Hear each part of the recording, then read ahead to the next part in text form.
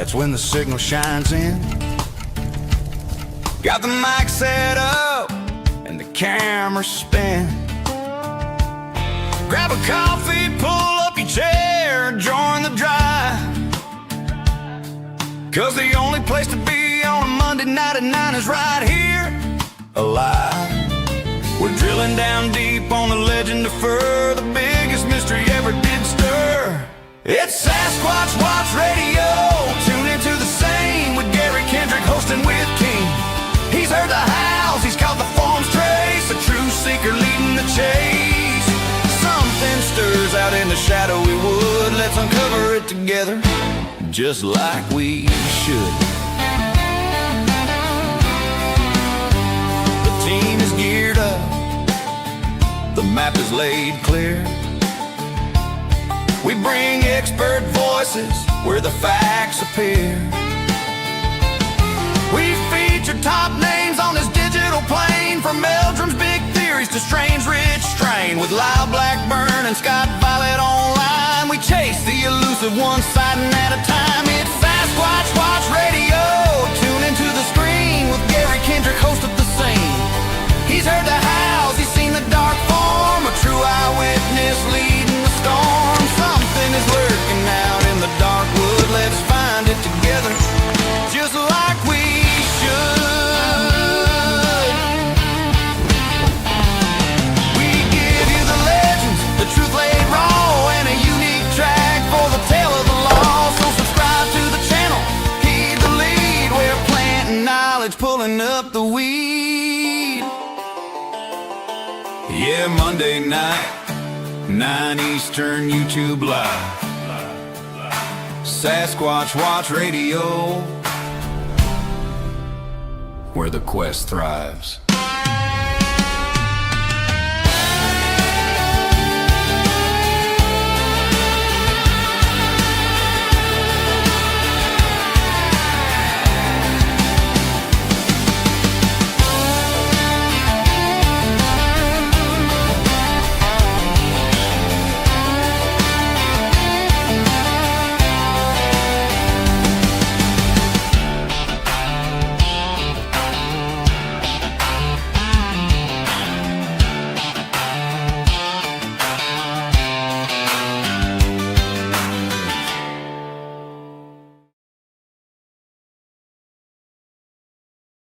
Hey, everybody.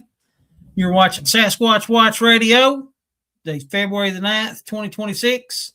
The Super Bowl's over. No excuses. We're about to get squatchy. I'd like to bring on our guest tonight. We have a guest from up in the state of Washington. We have Sara Brown from the famous Brown's property, and we'll bring her straight to the stage and get started. Hello. Hey, Sara, how are you? Good, thank you. Oh, it's a treat. Thanks for asking. This phone, Lord have mercy. Appreciate you coming on, man. Got a lot to talk about. I've wanted to talk to you for a long time, since the first time I heard about the activity on your all's property. So I'm gonna get right into it. So, starting at about October the 31st of 2013, like 12 and a half years ago almost, you got a thermal video, and it was an excellent thermal video. And a week's worth of activities, about all I can say. It was just wild up there, it seems like. Why don't you give us a little background on what was going on? Okay, well, it started with that thermal video. It was October 30th, and Jonathan and my brother-in-law were outside. They heard tapping on a tree, and Jonathan looked through the FLIR and saw what he thought was a human head. And they eventually got we had just gotten that camera from our friend Derek Randall's, and they weren't very familiar with it. So they finally got it recording and captured an amazing thermal video that has still never been debunked, of a Sasquatch that was observing the cows that were on our property. And earlier that day, half of the cows had been taken and moved to a different field because it floods here. And so they were just bellowing and making all sorts of sounds. And so I didn't even put audio out that night, but they captured that video. And then I captured some fantastic audio the rest of the week, including 2 audio clips of first something comes up to my audio recorder and starts breathing heavily, and then it leaves, and then 15 minutes later it comes back. There was some other female singing type sounds that we picked up that week as well. And it seems like 2013 was crazy for activity. 2013 and 2014, and then it started to dwindle in 2015. And then it was, I mean, we still would hear them ever so often, but it wasn't like those years until last year. It started really picking up again. You know, about a decade later, it's been a very active year. Last year was very active. I saw one in 2024. I saw what I believe is the same one that we've been seeing. We think we've seen the same male 4 times in the last 12 years. And have you seen the picture of the head that I have of it from here up? Wow. Yes. That's the log peeper. Yeah, so I think Yeah. that I saw, I think it was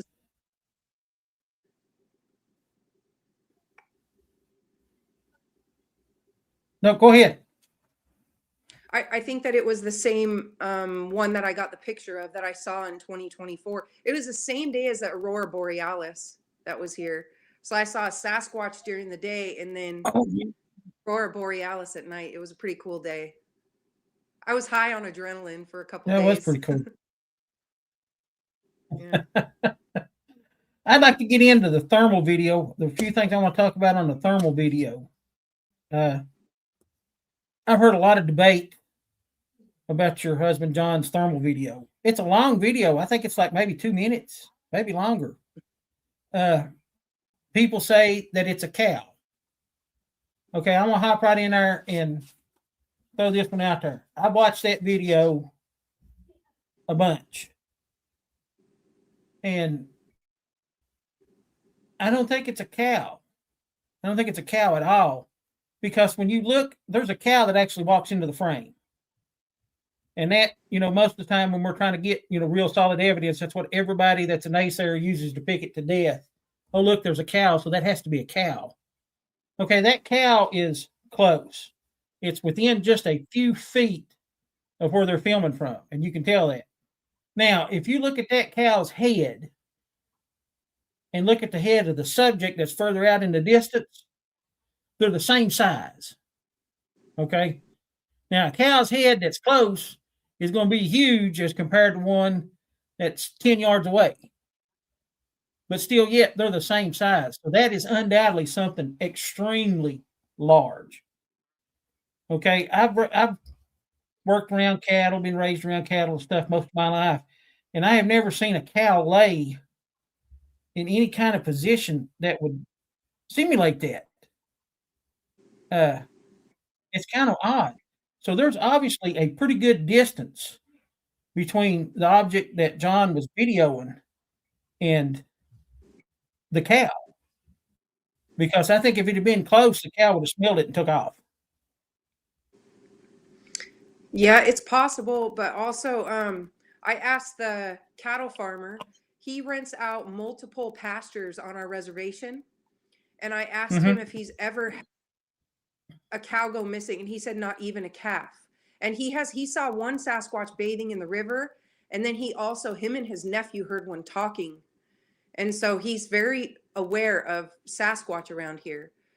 So I feel like if Sasquatch were, I get that there's different reports of them raiding chicken coops or taking livestock here and there, but I think the majority of them are too intelligent to do that, because if people constantly had livestock missing and things like that, we would be hunting them. There would be active hunting for them, So I don't Yeah. think that they're always doing things like that. I do think they're opportunists, but not in that way. So, and Uh, then also tapping on another the tree almost seemed like he was trying to calm them down or something. I'm not sure. Yeah. Another thing too is I know you and John live on the reservation there in Washington, and it seems like reservations have a lot more activity than adjoining communities. And I think, and this just may be me, because like I said, I'm part Native American, and I generally take the native side when it comes to things like that. But I think that the reverence and things that the natives have for Sasquatch, treat it with respect, and all this, that it kind of it produces an environment where they're more comfortable than they are even in the adjoining communities. I would totally agree with that. I think that actually I've learned from my years in this that there's a certain way to approach the subject, or otherwise you're not going to get anything. You're not going to get any experiences if you go in there, not humble, or if you go in there with a certain attitude or whatever. I think that they're masters of reading our body language and intentions. I think that that's like a superpower of theirs. And I think that they'll just hightail it out of that if you've got the wrong attitude or whatever. Or another thing is you got to find a balance with technology. We've found that if you pepper spray the place with if you pepper the place with technology, they're gone too. You're not going to get anything. Uh-huh. Just your own opinion. I'm not a techno guy. Okay, I don't think cameras are going to catch them. I don't think game cams will do very good. You might have an occasional, and I'm going to use bears as my example here. A black bear will steal game cameras off of a tree and chew them up because they smell that game camera, and that plastic smells like formic acid, which they think it's an ant hill, and they try to break into it to get to the ants to eat. So I think Bigfoot can actually smell the plastic in it. And I think they may even be like in the visual range where they can see the IR light too. And like I said, that's my own personal opinion. What's your thoughts on that? Well, even those cameras that don't have IR have produced nothing either. And there's like tens of thousands of documented trail cameras in the forests of the United States, and those are just documented cameras. We would have hundreds of thousands of images if those cameras were picking up Sasquatch. And I myself have tried. I don't do it anymore. I don't mess with cameras unless it's on me, unless it's on my person. And that's how our whole group is. We don't ever put cameras out, no type of cameras, because I tried thermal cameras. I tried these tiny little Wi-Fi cameras that I had up and down the ridge where the thermal was captured. And I had a thermal camera that was up in a tree overlooking this entire valley, aimed at a tree line where we had significant activity. I had it there for months, and it should have captured something, but nothing was ever captured. And the batteries would die, or something would cause the camera to fail or whatever. And I would notice that they were using that area again. So there's something that they're sensitive to, and I don't know what it is. I don't think it has to be this, a lot of people think that they have to be paranormal in order to, and I'm not saying they're not. I'm not one of those people that's here to bash anybody's experiences, but I don't think that aspect has to be paranormal, because we had a guy named Matt Parrish on our channel who's in law enforcement, and he talks about how dogs are trained to smell the lithium batteries and such. And a Sasquatch might be similar. It could be something as simple as that. It could be electromagnetics. It could be a combination of things, but we don't believe any stationary cameras in the forest will work. And that's just due to over a decade of our own data and other people in the Bigfoot community. You know, I know of people that have had a camera project on a private area or private property, and they had, I believe it was over 50 Wi-Fi cameras and no activity for years. So I just think that the minute you put something unfamiliar in their territory, they know it and they don't trust it for whatever reason. I don't know. I don't think that they think, oh, that's a camera taking a picture of me, but I think they just don't trust the technology. And I think they might be able to hear it too, because those cameras do emit, you know, some sound. I mean, we may not be able to hear it, but if you look on every game camera picture you got, you might have one picture of a deer walking by, and the next picture it's looking straight at the camera. So I think they do admit a sound that they can hear. We had Doug Highcheck on the show a while back.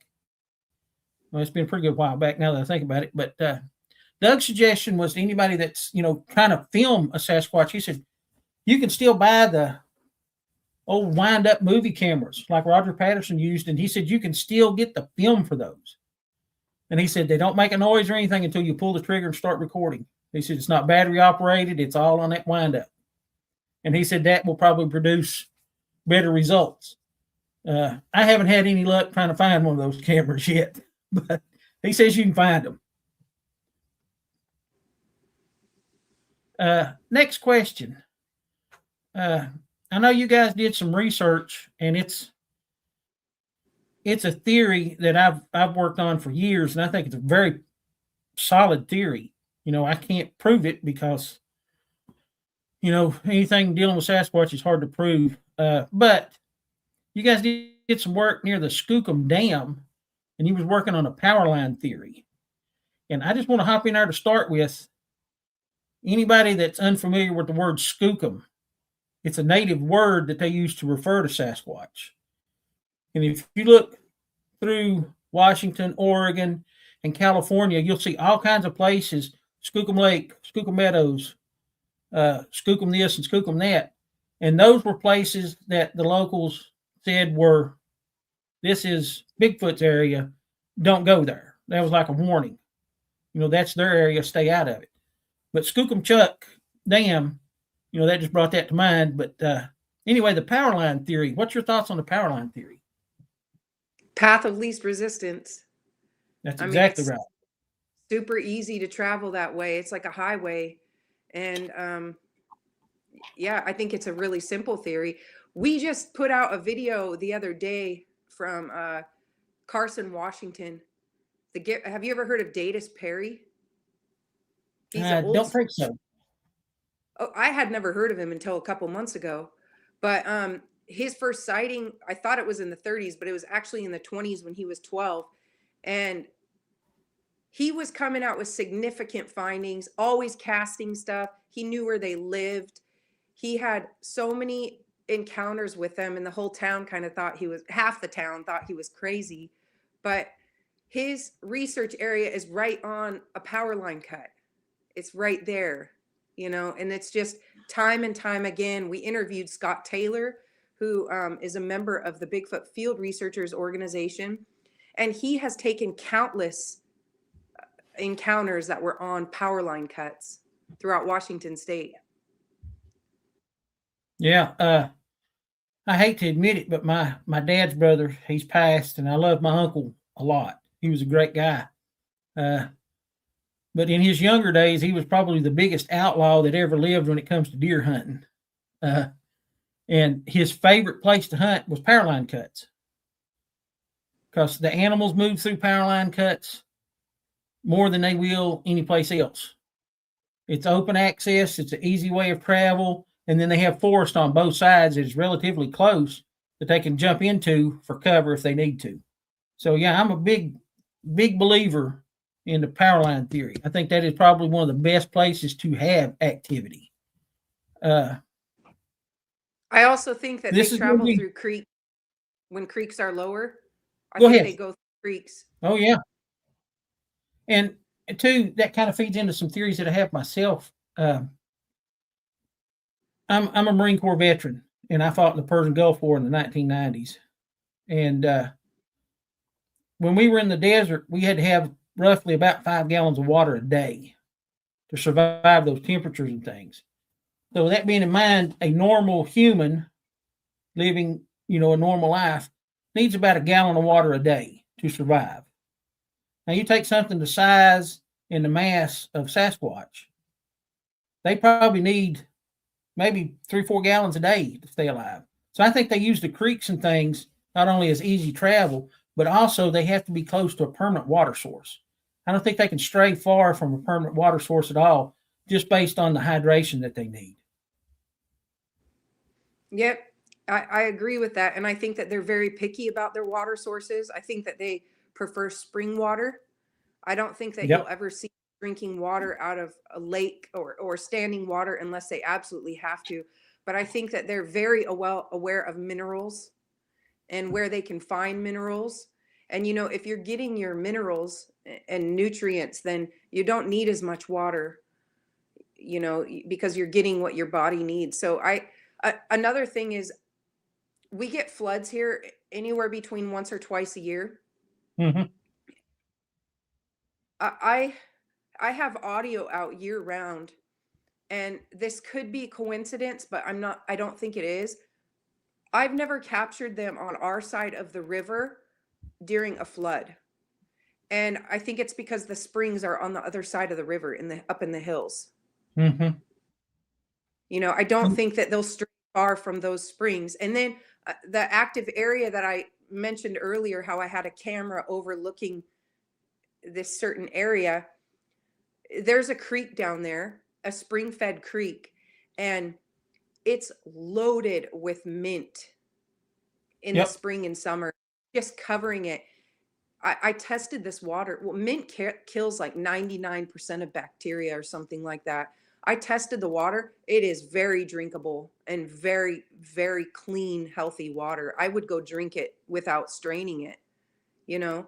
And so I think things like that are very prized resources to them, even over food. I think water is number one. Yeah. I mean, you can survive without food for a long time. I mean, some Mhm. animals go a month without eating or longer. And I think, that's the dietary needs are important, especially with their mass, but it's not as important as water is. And even in your military training and survival training in itself, water first, shelter, then food. If you don't have water, you're only going to make it about 3 days without water before your body starts completely coming apart. So Mhm. yeah, I think it's a big resource for them.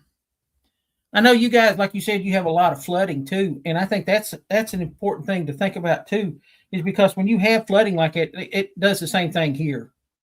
I live, right on. I'm about a half a mile from the backwater of our local dam, and when it floods, that water is contaminated because everything is washing into it.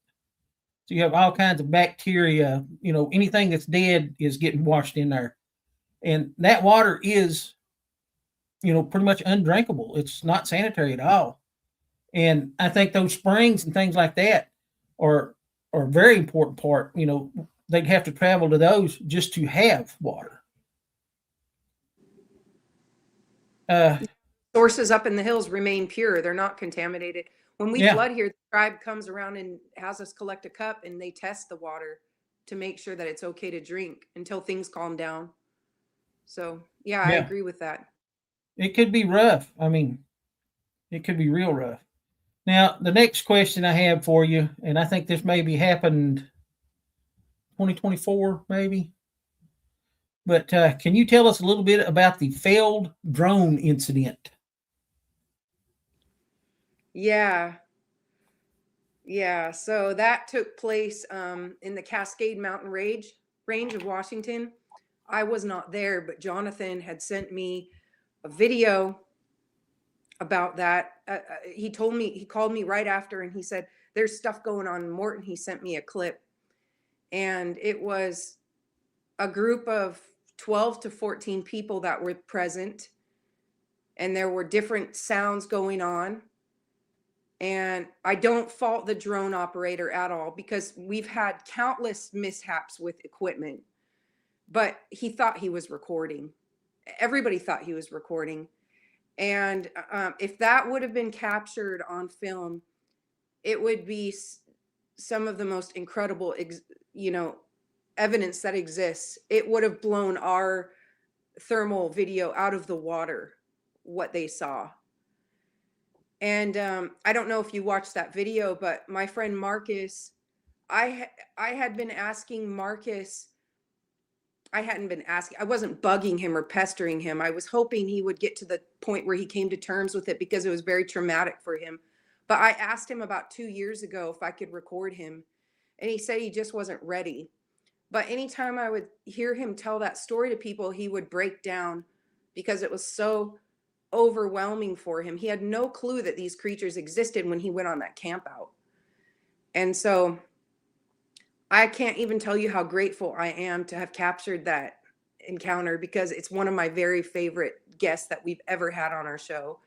One, I love Marcus, but just to hear somebody's emotions like that, it's very telling, and it's such a good witness to this community as a whole to capture things like that. That's our whole goal with our channel, is to preserve these stories, because you get people like Datus Perry, who passed in the 90s, and there were people that listened to him. There were people throughout town that did listen to him, but so many people thought he was crazy. And so if we keep doing that to people, each generation is going to have to start new with this, and we're not going to get anywhere. And I feel like those days are over. Those days are long gone of trying to make us sound crazy, And oh yeah, that's what we're trying to do. There's a gentleman here. He's a tribal elder, and he's in hospice care right now. And he has so many encounters with them. He's a fisherman here on the river. And Jonathan and I are just kind of kicking ourselves and just sad that we're not going to be able to preserve his stories, So our goal with our channel is to preserve all that. Not only do we provide our own evidence, we provide a lot of evidence. We find some of the best places in the state, and we narrow it down. Jonathan is so good at going in for resources. He will pinpoint the best places. Him and our friend Virgil together, they'll pinpoint the very best places on a map, and what time of year to go. And we've found that our social events provide the best. If we just go in with a few of us, sometimes we've had a few things here and there, but nothing definitive. But when we have a group of us just being campers, it has just produced tremendous results for us. So that's what we're trying to do, is not only provide our own evidence as we go along, but also preserve stories from people around the United States, mostly focused on Washington and Oregon, but also tribal stories. And those tribal stories are very difficult to get, let me tell you. If I had a video of the tribal stories here, it would blow people's minds. It would just blow people's minds. Back in June, we do fireworks every year, reservation fireworks. And one of the tribal matriarchs is a firework vendor. And I went to pick up fireworks from her one day, and she told me, she had me there for over an hour talking about tribal encounters from not only her, but family members, and even a guy down the street that, again, he passed away before she told me the story. But just incredible encounters that put so many pieces to the puzzle. And every tribe has those stories. Every tribe. I got to tell you this story. She told me about this guy. He passed away, I would say 5 or 6 years ago. And his home was one of the closest homes to us. We're pretty far from people. But he was intoxicated one night and was down in the field behind our homes. And the Sasquatch were messing with him so bad. It was so bad that he dug a hole and hid in it. Oh, wow. Yeah. And Wow. people that are drinking they don't see things. You don't hallucinate. You know, he saw what he saw. And I've also heard similar tribal stories where a tribal member was intoxicated and they did something. I heard one guy from the Skokomish reservation where a Sasquatch picked him up and carried him home. So the tribal stories are There's a fantastic. lot of I wish I could. there's a lot of native stories about that. You know, Sasquatch picking somebody up. The Cherokee and Shawnee both, which, you know, I have Cherokee and Shawnee roots. They both have stories of Sasquatch even taking women and keeping them as wives and Mhm. having children with them. There's a lot. I mean, I'll get back to the failed drone footage in just a second, but there's a lot. You know, that's one of my goals. I'm not in a camp. I'm like in my own camp. That's kind of my problem. Uh, I'm an animal guy, which we'll get into that later. But uh, you know, there's basically three camps of Bigfooters. You have the animal people, you have the extraterrestrial, interdimensional, and you have the spiritual and things like that. I don't, you know, this constant fighting between the groups does not help the subject. It just sets it farther back. And I think, you know, if we do, you know, just like you said, collect the stories, you know, that's one of the things that I strive for on the show is to have guests on that have something to contribute, something to say. You know, even if it's not something that I agree with, you know, I'm still able to listen and take, you know, into consideration, you know, what they saw, you know, whatever. You know, that's their perception. I was not there. Okay. And especially when you're dealing with a witness. I was not there. I don't know exactly what they saw. So I have to hear what they saw. Now I might be able to explain it with something else, but you know, this other stuff, you know, we need to listen, we need to take into consideration and take what's said and try to work it out. Instead of saying, oh well, you couldn't see that, you know, that's not real. You know, I don't know. Uh that's something that's, you know, a thorn in my side. People don't want to listen. You know, they have their They, theory and that's it. they treat each other so horribly over the differences too, and I'm just not willing to do that. Um, you know, I'm somewhere in between everybody, I guess, because I have not experienced anything paranormal.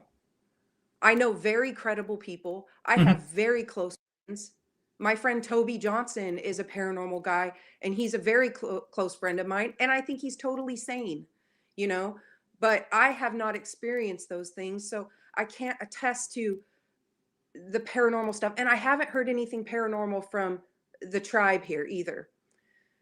However, Yeah. I do think people that are in the ape camp of it, um, they tend to mess up by not acknowledging or or by putting Sasquatch in a box and saying, well, all primates do this, so therefore Sasquatch can't do that. Sasquatch is its own thing. It's there's no other creature in the sea that does what an octopus can do.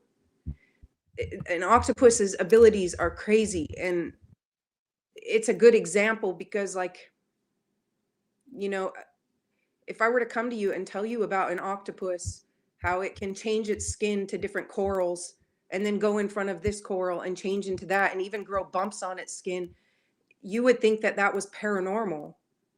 And so I think that these abilities that Sasquatch has, like being able to see perfectly well at night, red glowing eyes or whatever, there is a scientific um, method to that. We just don't know it yet. But I think that we need to allow them Mhm. to have their own abilities. I don't think that they're an ape. I know some people say, well, humans are apes. I'm not an ape. I don't consider myself an ape. I'm not the same as a chimp or an orangutan in the zoo. I don't think Sasquatch is that either. I think that they're just their own thing. It's a Sasquatch. It's its own unique thing. It might be a relic hominid. It might be an ancient type of human that has survived all these years. I don't know. But they're so much more intelligent than us in many ways. And that includes navigating the forest. We can't trick them. You're not going to trick one. And you're just not going to outdo them in the woods. So Yeah, I think that's true. That's what I'm getting at. Like, I don't want to bash anybody, for what they believe. Flash of Beauty is a platform for people that like to get into the paranormal stuff, and they do very good productions. They're filmmakers, and I like watching videos because I want to hear all aspects of it, even if it's not something that I experience. But bashing people for it and fighting, and yeah, I really wish it would stop, because it doesn't help, and it makes all of us look crazy to the public. It makes all of us look crazy fighting and stuff. So, and I think that has a lot to do with why we don't have mainstream scientists that are willing to get on board with the study that we're doing, is simply because there is too much, backfighting with all of the groups. Anyway, getting back to the failed drone footage. I'm sorry. I watched the video. It is a phenomenal video. Your friend there, I can't think of his name now. I'm sorry. I'm not good with Marcus. names. Yeah. In the video, he becomes very emotional when he gets to the spot where he saw the Sasquatch. Very emotional. And that's something that's really hard to fake. And two, they talk about the footage that they witnessed on the screen from the drone, where they could actually see its feet. They could see its toes. Honestly, that's the legend of Bigfoot. Something always happens when you have the perfect shot, the perfect opportunity. Everything is there. Everything is together. Something always happens. And I think that if that footage had come out, it would have been wonderful. But tell us about the area where that happened at. So that's in the Cascade Mountain Range.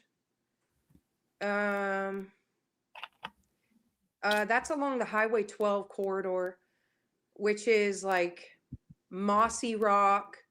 It goes like Mossy Rock, Morton, Randall, Packwood, and then you eventually hit Rimrock, and then you hit Bumping Lake.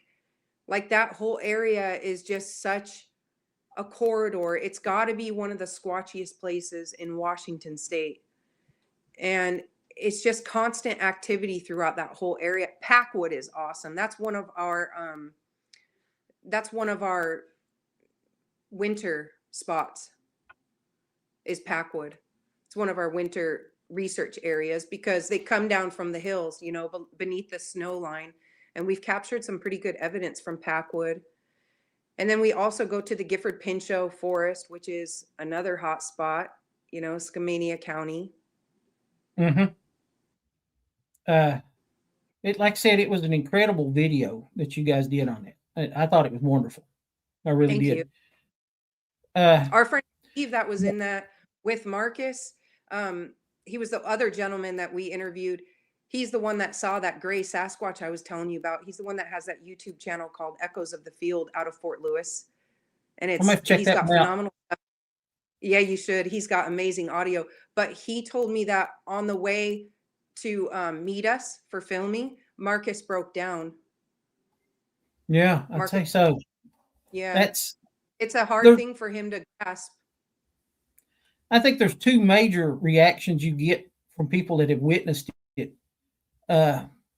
One is an overpowering fear, which there was somebody in the vehicle with me when I had my sighting. So there was two of us in the vehicle, and I almost hit the thing, to be honest with you. It walked right in front of my bumper, so it was about 3 feet from us as it walked by. And it was incredible. But his reaction was, he didn't want to talk about it. He wanted nothing to do with it. It bothered him. And my reaction is, I want to know everything. I want to know everything about it. I think that's the two reactions that you have. You either have like this intense fear, or you have this intense curiosity that you want to know what that was. But if you'll remember when I was talking to you, I asked you what kind of music that you liked, which is a really odd question. But we create a song for all of our guests, and we're a little over halfway, but I'm going to go ahead and play your song for you. Okay.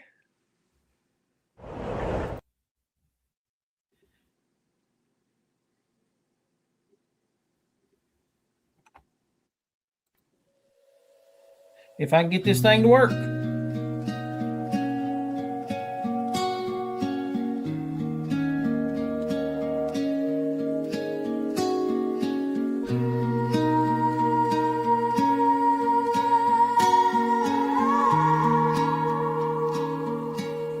In the heart of Grace Harbor, where the cedar trees lean,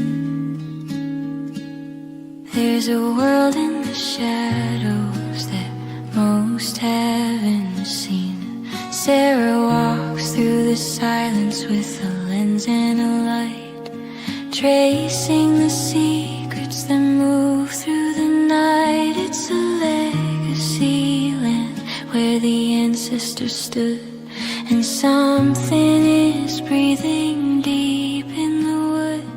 It's not about hunting, it's about being still, waiting for figures to crest on the hill. Oh, Sarah, are you watching the Salish mist rise, chasing the glow of the red burning eyes from the thermal heat signatures dancing in gray to the whistles that echo at the end of the day? It's a mystery wrapped in the moss and the rain, a story of wonder, a story of strain. In the quiet of Washington, you're finding the truth in the old growth forest, the legend of you.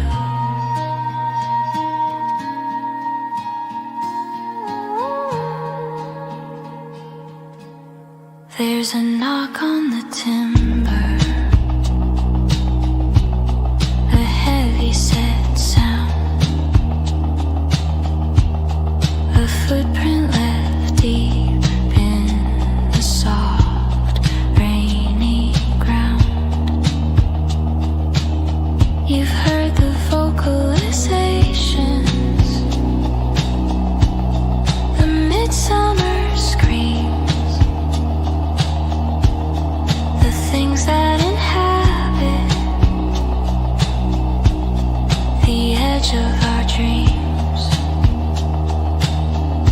But you capture the beauty, the art and the soul of a wilder existence that's out of control.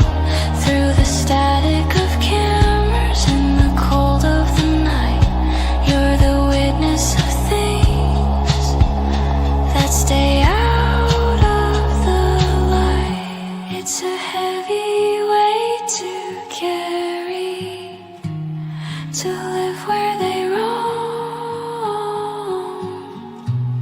to share your own backyard with a king in his home.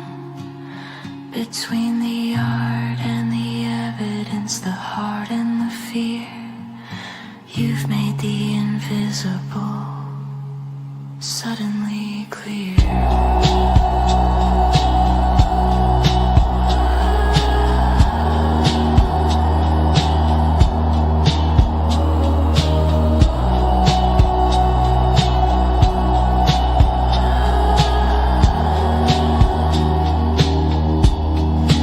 Oh, sir, you're watching the Salish mist rise, chasing the glow of the red burning eyes from the thermal heat signatures dancing in gray to the whistles that echo at the end of the day.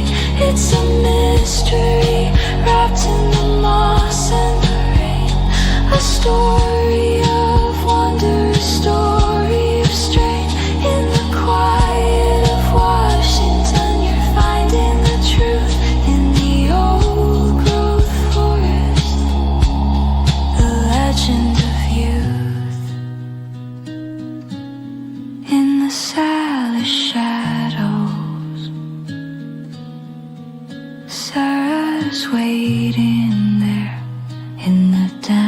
darkness of the evening,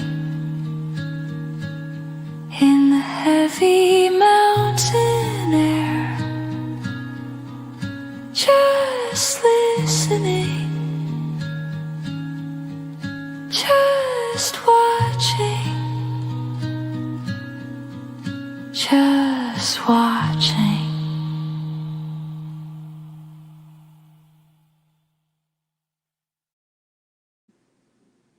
That was heavy. awesome.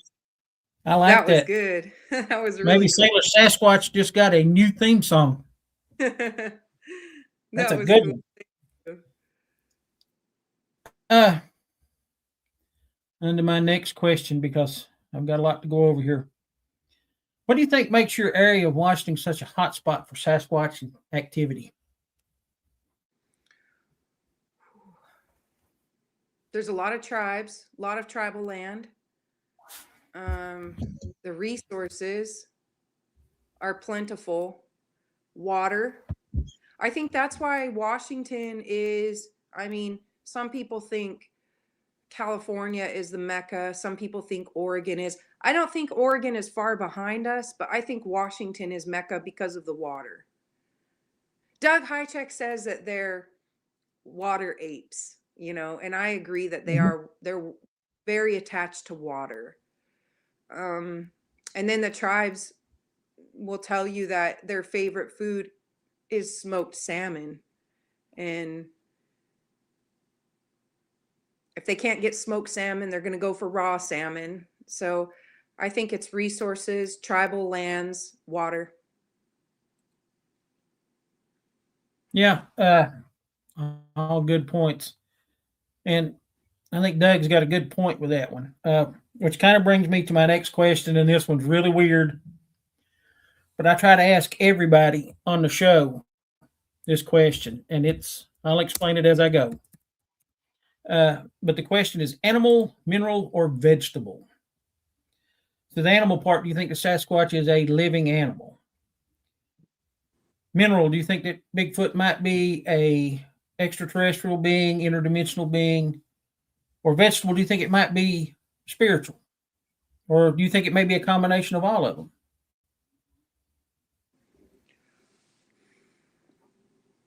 I wish I knew.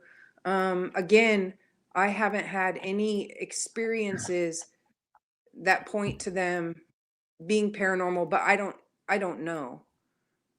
And a lot of people think if it's paranormal, it has to be evil. I don't think that either. So anytime I've asked tribal people what they believe, you get all different answers. Like even here within this tribe, even within the same families, there's some people that don't even believe at all. Most people think that they're either ancient type of human, which is what I lean towards, or some say they walk between worlds. So I don't know. One thing they never say is that they're apes, though. Nobody believes that they're an animal. Nobody. I've never heard a tribal person call them an animal. I'm kind of, like I said, I'm in the animal camp. I think it is a living thing. I don't think it jumps between this dimension and the next dimension or anything like that. But with that being said, too, I get hung up in 2 points of my own theory on that.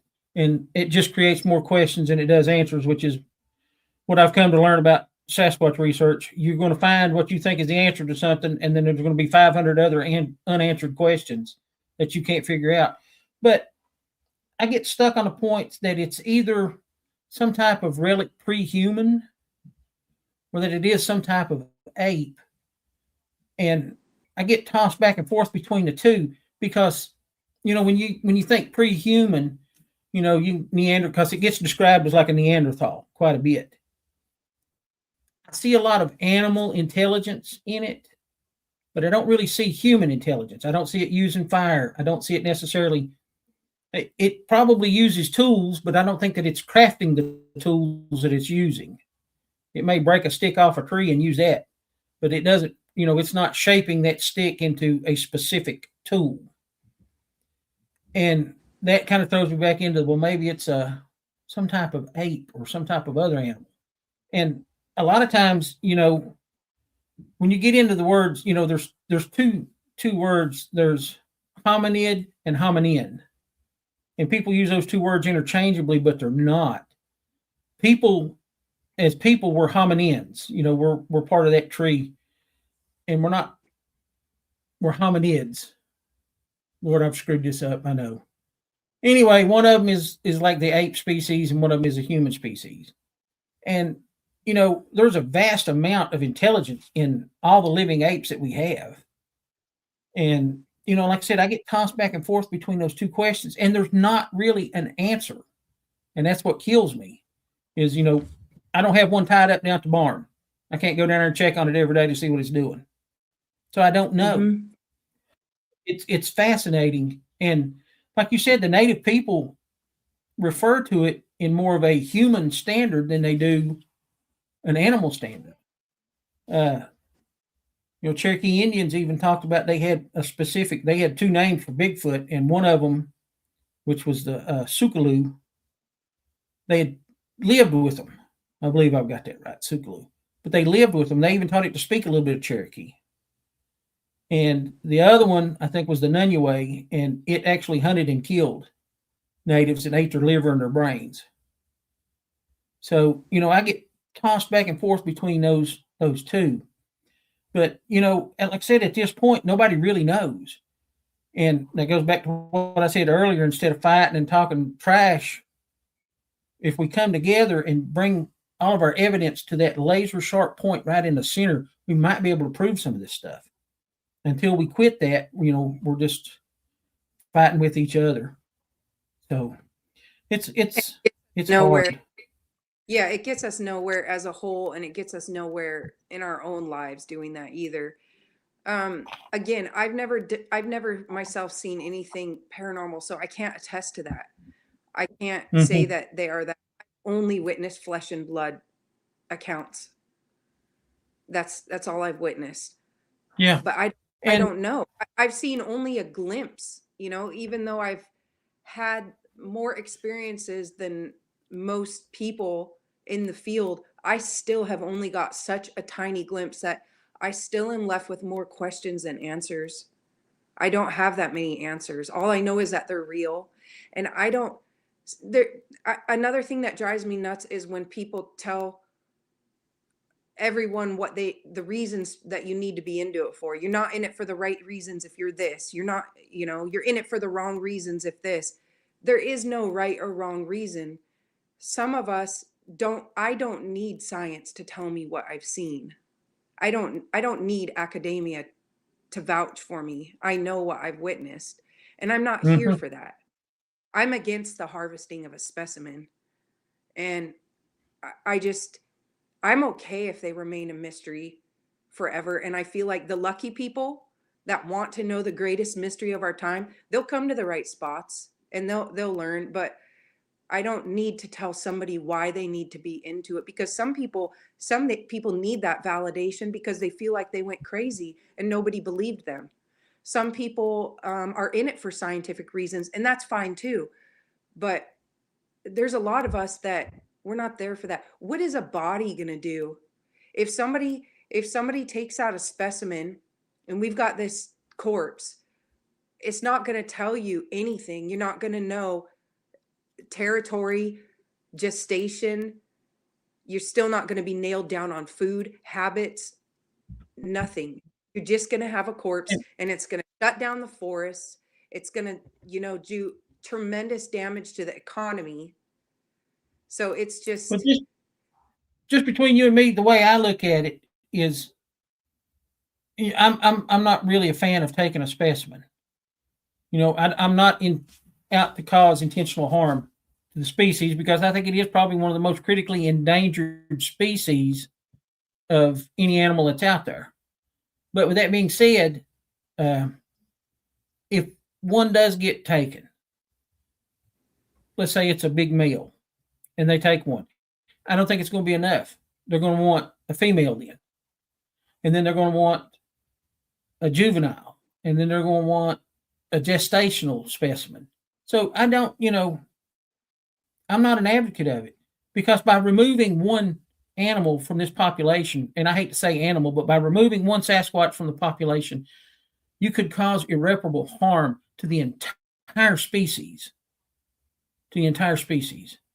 So it's hard to, nail down what it's going to take to prove it. And I hate that, some people are intentionally out there trying to take one. And I think, too, if you mess that up, you're dealing with an 8-foot tall, maybe 800, 1,200 pound being that's going to take that gun out of your hand and send you to the emergency room looking like a giant fudge sickle with that thing hanging out of your tail. Mm-hmm. I think it would be very easy, if you was to take a juvenile. I think that could be the end of you. I think nobody will ever know what happened to you. And that's just one of the things that's out there. People are interested in it, but I don't think the interest should go that deep myself. Next question is, what do you use in your research? Type of tools? Like technology? Well, any kind of, technology. Like I said, I'm a big fan of the old school stuff. Binoculars, whatever. Mm-hmm. So we're all about audio, I guess, because I've found over the last 12 years that audio, it works. And for whatever reason, they're okay with that type of technology. We have made mistakes. Here's another thing too that people don't do. A lot of people say science, science, science, but they don't listen to their data. They don't listen to it. They keep trying to one up these creatures. And so what we do is, if it doesn't work, we'll adjust it and adjust it and adjust it and adjust it, and then we'll throw it out, if it's not working. And we have put out audio before to where everybody had audio recorders everywhere, and could have been coincidence, but we got no activity.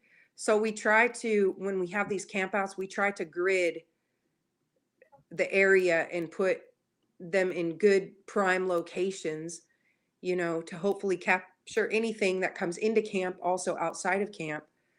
And then our number one rule, we have 2 rules in camp: no dogs, no stationary cameras, because we have never, ever captured any evidence with stationary cameras, ever.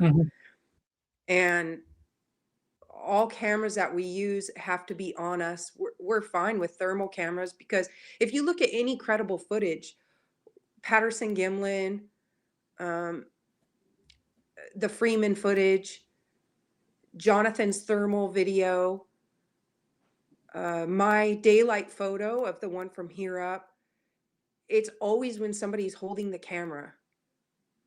So we listen to that data and we say, okay, if the camera is on your person, yes, but otherwise we don't do it.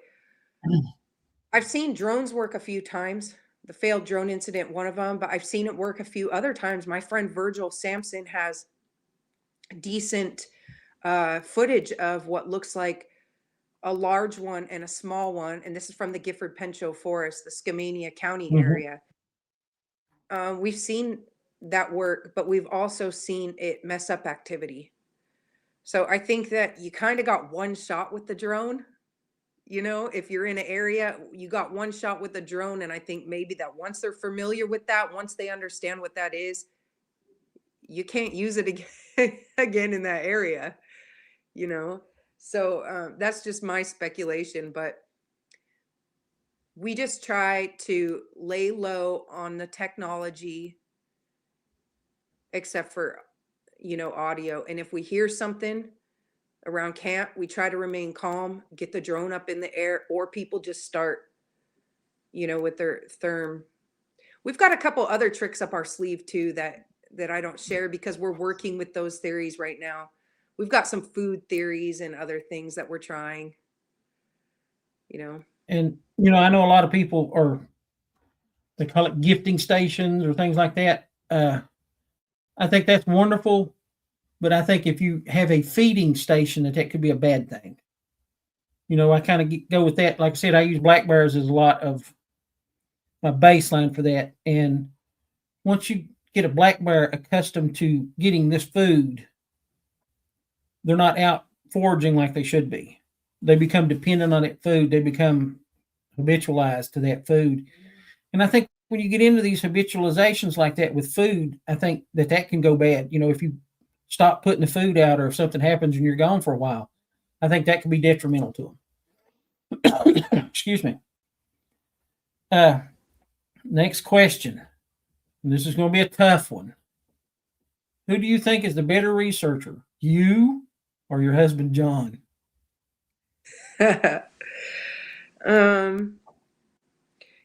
We have different roles in this. He doesn't like doing the conferences, or he likes doing more the behind the scenes stuff. He is so good at mapping. He is one of the best in the community at finding locations, and that's why we've been so successful collecting in different areas around Washington. Me, I journal everything. I do the audio. So I think it's a team, and we've got a group of friends too, very, very close friends that kind of everybody fits in their own space. My friend Missy is so good with data. She knows everything. She knows all of the stories. She's read all of the encounters. She knows that like the back of her hand. It's pretty impressive. So I can't say that one is better than the other, because we both have strengths and we both have weaknesses. Oh yeah. I'm good with that. As long as you're a good team, that's what counts. Mm-hmm. Another big question for you. Tell us some about the Brown's property evidence. What have you guys collected over the years? Oh gosh.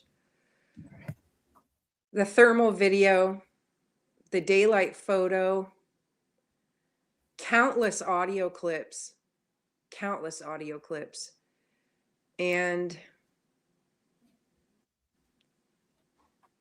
I think the most priceless thing to me is the tribal stories. I was married into this tribe 15 years ago, and they treat me no differently than Jonathan.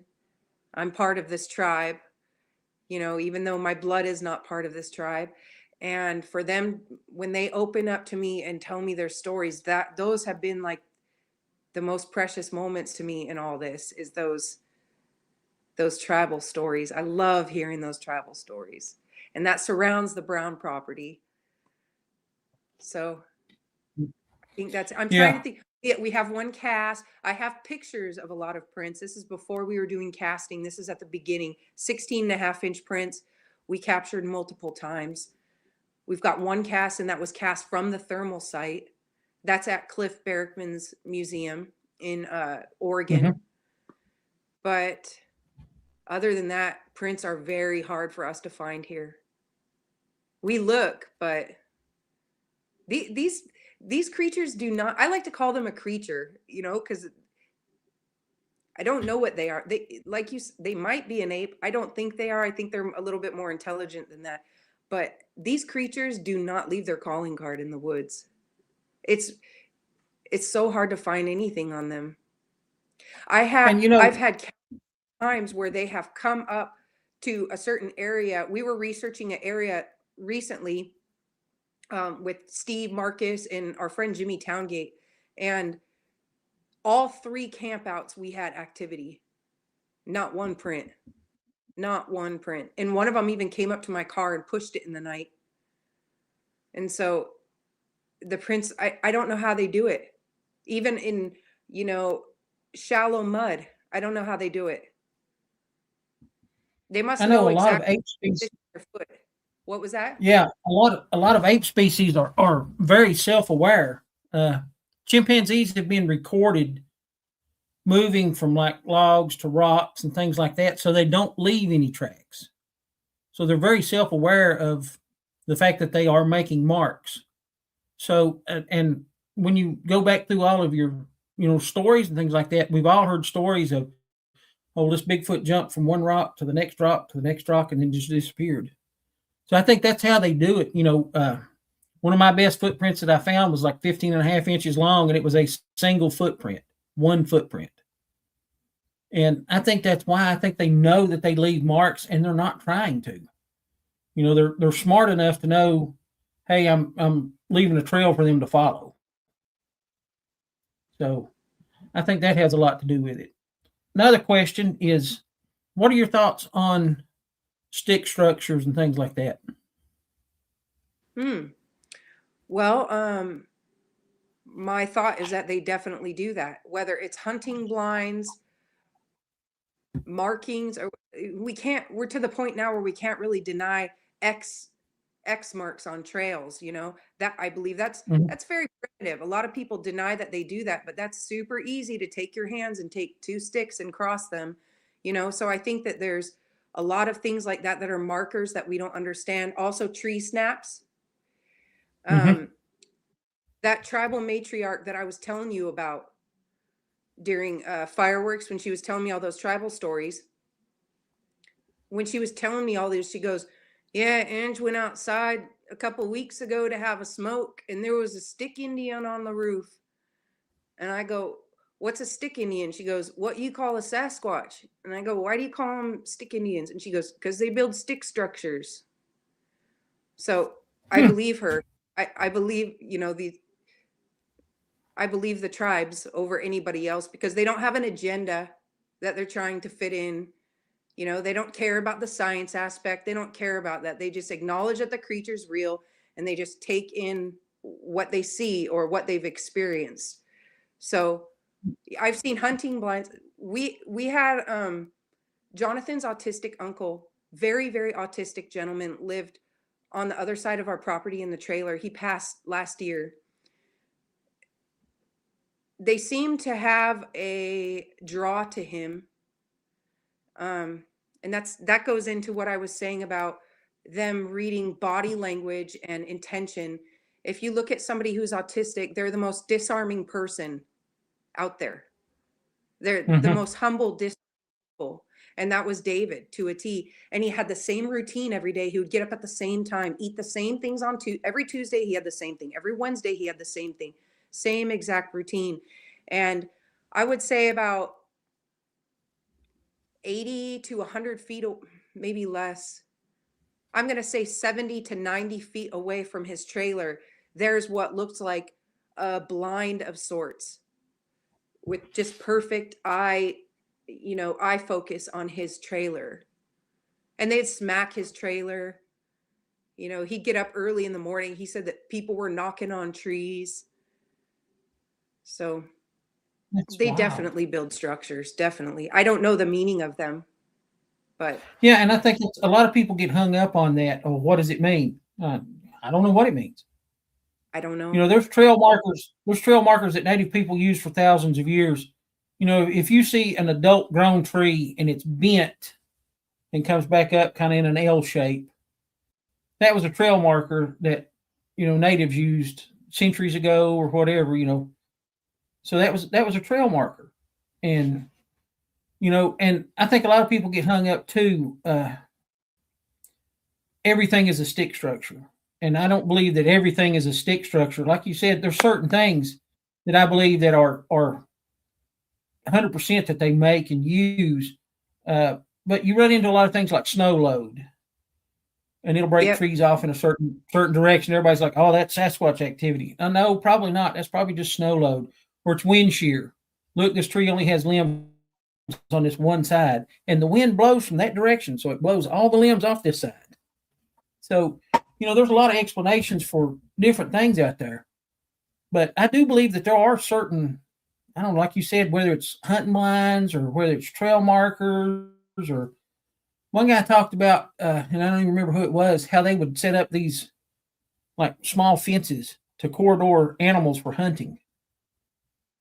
So, I don't know. It's interesting, but until we figure more out about it, it's just another question. I hate to say it like that, but it is. And another fact that I want to get to is the stick Indians thing. Now that's different than what I've heard back here. Back here, stick Indians is a reference that they use for the little people, which they're similar to Oh, Sasquatch, smaller and hair covered, but they call them stick Indians. And it's the little people. They're not, maybe 3-4 foot tall and would look like a juvenile Sasquatch, but it's like something else. They don't get much over 3 or 4 feet tall. So that's something interesting there that they brought up, the stick Indians. the little people you're talking about are hairy? Yeah. Yeah. Oh.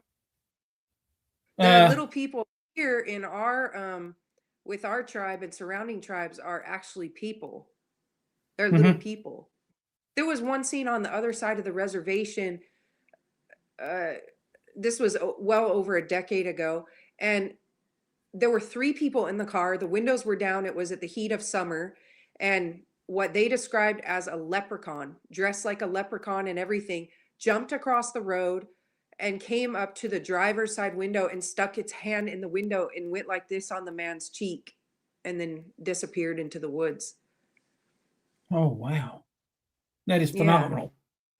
Yeah, I know we had Tom Seawood on the show a while back, and he talked about like their big Sasquatch was the Zunaqua, and I'm probably screwing that up bad. I know my pronunciation is not that good.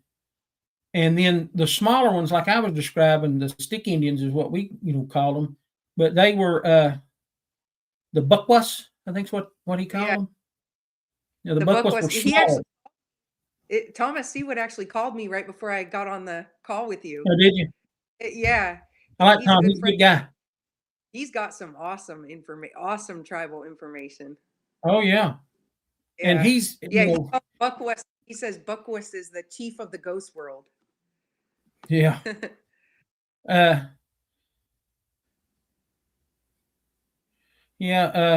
Hillary said she didn't think that the Cherokee stick Indians were hairy, but yeah, that's what I've always heard. Another thing.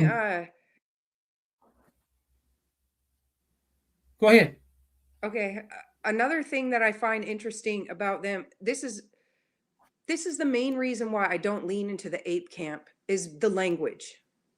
I have recordings of them talking, and we've heard them talking. Jonathan had a daylight sighting before the thermal video. He saw the big one, the same one that we think we've been seeing.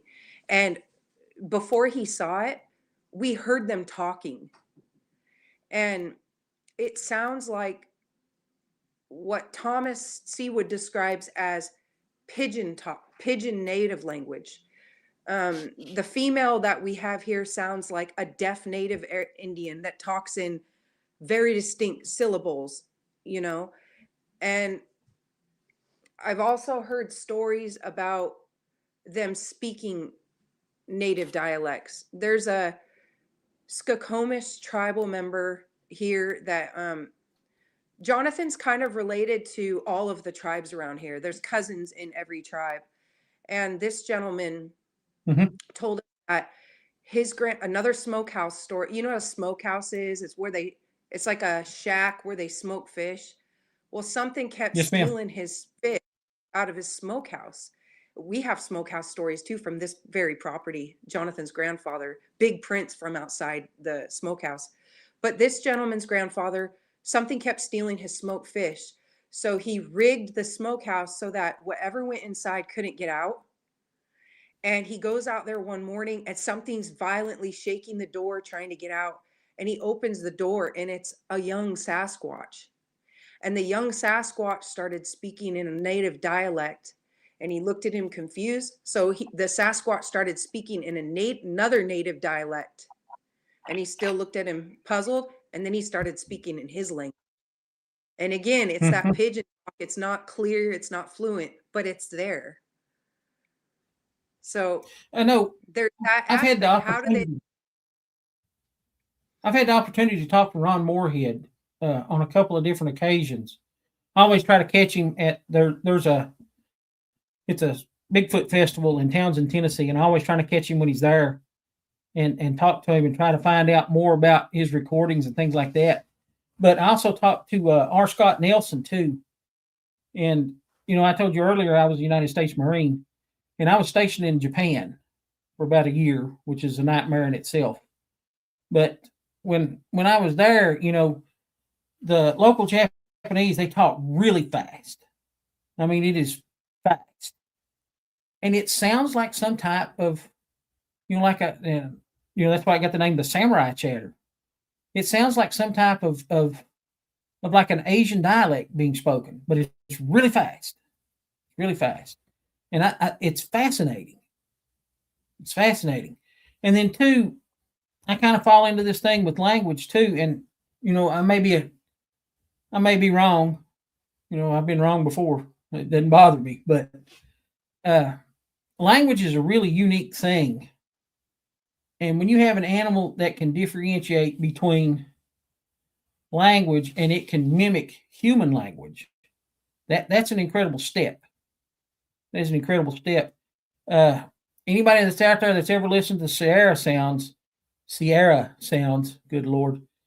At one point in hearing that, I almost hear Bigfoot saying, "What the F?" Which would make sense because this is a deer camp. They're probably drinking some adult beverages and cussing like sailors and, all this other stuff. So it's heard that and it's trying to mimic that back to them without knowing what it means. And I think that's a really incredible leap, for it to understand, like I said, the Cherokee have stories of them teaching Sasquatch to speak some Cherokee. And I read a fantasy book probably 2 years ago, and I can't remember the name of it now. Anyway, the Bigfoot actually spoke a primitive form of Cherokee, and they had an Indian girl that was with the team, and she could speak to it and understand a little bit of what it said. So it's incredible that you can make that leap between them. I read a lot of fantasy Bigfoot books. The Gifford Pinchot gets mentioned a lot in these fantasy Bigfoot books because it is a hot spot for activity.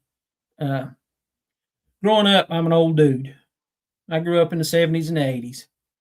And I can remember watching In Search Of and things like that. And I always thought that Bigfoot was real. I always had that in my mind that Bigfoot was real. But I always thought it was a thing out your all's way. It was always out west. You never heard about anything in Virginia. And now there's, I think it's become more prevalent. But now you have reportings from all over the U.S. And with that being said, do you believe that there is an increase in Sasquatch population? Because we have all kinds of animals now that are coming back that have been gone for centuries, some of them. So do you think that there might be an increase in Bigfoot population, or has it just become a more suitable topic of conversation where people don't judge as much as they used to? I don't know. I don't know if it's an increase in population or a decrease.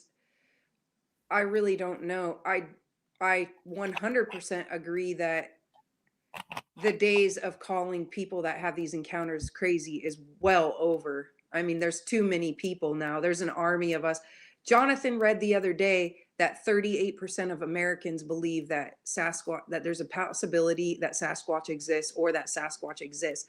When I started this back in 2012, that number was 10%. So that goes to show you the growth. Like, there's far too many. That's one of my favorite comments that we get on our YouTube channel is people that say there's far too many people for me to ignore now. It's just nobody can really deny it anymore if they truly look into it and have an open mind. As for numbers, I was talking to my friend Brent Dill about this a while back, and him and I were talking about how you have all those native stories of women being abducted, and some of them never were again. Some of them were impregnated. if you look at the time of that, it was when their numbers were possibly dwindling because of mass logging. And Mm-hmm. you had a lot of a lot of accounts of loggers having shootouts with these things, because the Sasquatch were defending their land and destroying logging equipment or things like that. So, and another thing is, if you look at a lot of these encounters, you have something that looks more hybrid like a human, and then you have something that looks a lot more animalistic. One of Sibylla Irwin's videos, it's my favorite one on her channel. It's a gentleman, I forgot his name right now. I want to say his name's Jesse something. Man, I'm not sure. She sketched the two creatures that she saw, and the female, looked very human-like, and the male was messed up looking. Oh my gosh, he was so jacked up looking, messed up teeth, very ape-like head. His toes were all buckled, and then she was somewhat attractive, I guess. It sounds weird, but she kind of was, very human-like face, not very hairy on the face. And I love that. I love that account, but I look at her and I wonder, is she a hybrid of sorts? As opposed to this guy who looks full bred Sasquatch. And I, I'm I gonna don't bring this know. up Weird. in my own encounter. I expected to see something like Patty, the Patterson Gimlin film. I expected to see that, but what walked across the road in front of me looked more human. It actually looked native. It had the high cheekbones. I mean, its nose was native shape, but it was just wide. It was huge. Even its skin, you hear a lot of people talk about their skin color being black or gray or something like that. This one was a real dark, kind of brownish. The animal that I saw was a reddish brown color, kind of cinnamon color. And even its skin was kind of brown. It wasn't that black or gray or ashy looking color. And that kind of tore me up worse than if it had been, a big patty looking. But I Mm-hmm. mean, the one I saw was undoubtedly a male. I didn't see any genitalia or anything, but it was absolutely massive. Absolutely massive. But yeah, it's incredible when you look at it. I know, and she's been debunked like a million times, but the study that come out of Texas, Dr. Ketchum, she said that at one point that it was female. It was on the mother side, it was human, and on the father side, it was and I see that being very, plausible because, there are all these native stories of Sasquatch taking women and having viable children with them. I know during World War II, the Soviets tried to create a super soldier. Mm-hmm. Go ahead. I'm sorry. Here's another they thing. tried to create a super soldier by crossbreeding humans. Yeah. Yeah. So I'm not going to mention who told me this because I don't have permission. We would like to do a video with him, but he is an extremely well-known Bigfooter. Everybody knows who he is.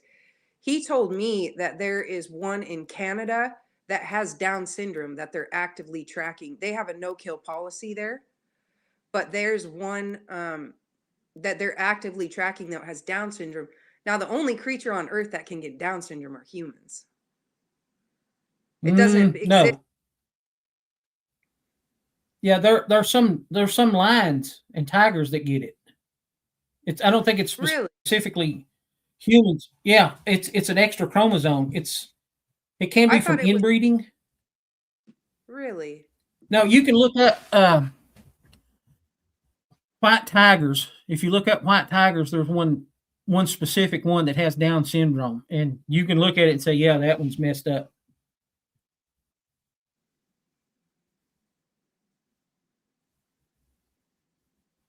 It says, I just looked up says Down syndrome is only unique to humans. Really? I Yeah. know I've seen that picture of that. It says I'm gonna that have to there look now. is I'm very sorry. rare chromosomal abnormality, a very rare chromosomal abnormality that resembles Down syndrome that have been only observed in chimps, but it's different than Down syndrome. I could be It wrong. says that other animals can have stuff that resembles it, but it's not the same. You know, and I've heard that definition, you know, the description before, it looked like an ape with Down syndrome. I've heard that description before. Oh, really? So, I mean, hey, yeah, it's possible. It's Yeah. possible. I mean, there's so much stuff that can be relevant that people overlook because, you know, it doesn't fit into your category. You know what I'm saying? It's like the Down syndrome thing. I could have sworn other animals could have Down syndrome, but that's incredible. And I know a lot of people go back to, well, why don't we have a fossil record of Sasquatch? And with that being said, you know, chimpanzees are a living animal here on Earth today. And I think they have one fossilized jawbone and 3 teeth, and they don't even know if the teeth belong to the jawbone. So, you know, it takes a lot to create a fossil. Yeah, So, and especially about something that's burying its dead, yeah. like many people say. What are your thoughts on that? What do you think happens? Why haven't we found one that's deceased? That's one of those things. I wish I had the answer to that because we get asked that all the time on our channel. And the only thing I can say, I know that this isn't a popular opinion, but I think the government is obviously aware of these creatures. I mean, I live on a tiny reservation in Washington State, and if I know about these, then the government knows about these. That's how I look at it. How much are they involved? I don't know. I'm not claiming that there's a conspiracy. I don't know. They might not care enough, or they might have some in captivity for all I know. All I know is I don't know it, but all I believe is that they are aware of them. And You're going to make me put my tinfoil hat on. it doesn't need to be that weird, though. You know, I mean, it just could be a thing where they acknowledge them and I'm, they don't really care. But I think that I am they're 100% convinced that the government does know that they exist. yeah. I mean, I come am on. I live 100% out convinced. here, and of course they know. So I think that if there's a body, let's say somebody hits one with a vehicle, which has been reported. Oh, here's another story. 2024, or was it 2025? No, I think it was 2024. There was rumors going around that over by Beacon Rock, which is Skamania County, where the ape cat is, the weird stuff going on there. There's a place called Beacon Rock, and it borders a tribe there. Mhm. And they found that there were 4 people that witnessed this, but the tribe reported a juvenile Sasquatch that had drowned and was down in the river. 4 witnesses saw a Black Hawk helicopter airlifting the body out of by the Beacon Rock Canyon. All 4 people were talking about it, and all 4 people quit talking about it. So there's situations like that I've heard throughout the years, and they're very few and far between, you know, but they do exist. And I think that when you have something like that, the body is confiscated. But as for bones dying naturally in the woods, I think that they possibly do bury their dead. That's the only explanation I can think of, is that they bury their dead. They might take the bodies to very far remote places where humans can't go. I don't know. I think that they're so aware of their territories too. They know cave systems that we don't know about. They know all of these hidden areas that aren't even documented on maps. Supposedly there's a cave system nearby here, and one of our tribal members found it some years ago, and Couldn't find it again. But he found a cave system close by to us, just a few miles away as the crow flies. There's all these rolling hills, and some of them are so steep that you can't get down there unless you use ropes. And so I think they're so aware of those places where complete 100% safe zones. And maybe there's cave areas where they put bones. I don't have a good answer for that. I can only speculate. Yeah, and I mean it's out there. At military bases, and I don't care what military base you are on, there's stories. Mhm. And I'll speak on, like I said, I was a Marine, so I'll speak on Marine bases. Quantico, Virginia. They have what they call the Quantico monster that's been seen hundreds of times. Camp Lejeune, North Carolina, there's all kinds of stories coming out of Camp Lejeune, North Carolina about it. Camp Pendleton, California, they see Sasquatch on Camp Pendleton quite often. I think the places where you don't get Bigfoot reports are these extreme environments, desert environments that are, where nothing can really exist without some type of intervention. And Central Park. Yeah. And I mean, it's there. And a lot of mainstream scientists will say that there is no evidence that Sasquatch can survive in the forest. There's not enough food in the deciduous forests of the United States to support a large mammal. But that's not true, because there was large mammals that lived in the United States for centuries before Columbus sailed and landed here. There was native people all over the United States, Canada. A buffalo literally eats grass. Look Yeah. at what a gorilla eats. Yeah. Some of the strongest power lifters in the world are vegan men. So no, you can get plenty of nutrients from. I don't think that they need this crazy amount of food like people suggest. I think that they are opportunists. I think they have, an apple orchard here that they go raid. They've got abandoned walnut groves over here. They've got fish, in this river. They've got trout in this creek. And then all of forest. And that's the thing too. What was that? That's one thing too. I don't think they're strictly herbivores. I believe that they're omnivores. They'll eat anything. Yeah. One of the wildest stories I ever heard of, which I like hunting hogs. You can kind of see my hog back there. But I like hunting hogs, and one of my favorite stories, I think, come out of Georgia. And this guy is getting ready to shoot this, pretty good sized hog. It's 200 pounds, and he's getting ready to shoot this hog. He's got his rifle up, and it just disappears from the scope. You can't see it anymore. So he drops the rifle and looks, and there's a Sasquatch that has the hog by the back feet, swings it above its head and cracks its head against a tree, and throws the hog over its shoulder, and it gives off this big scream and then takes off with the hog. And, when you get up into Alaska, especially around and I can't think of the name of the place now in Alaska, but bears are habituated to gunshots.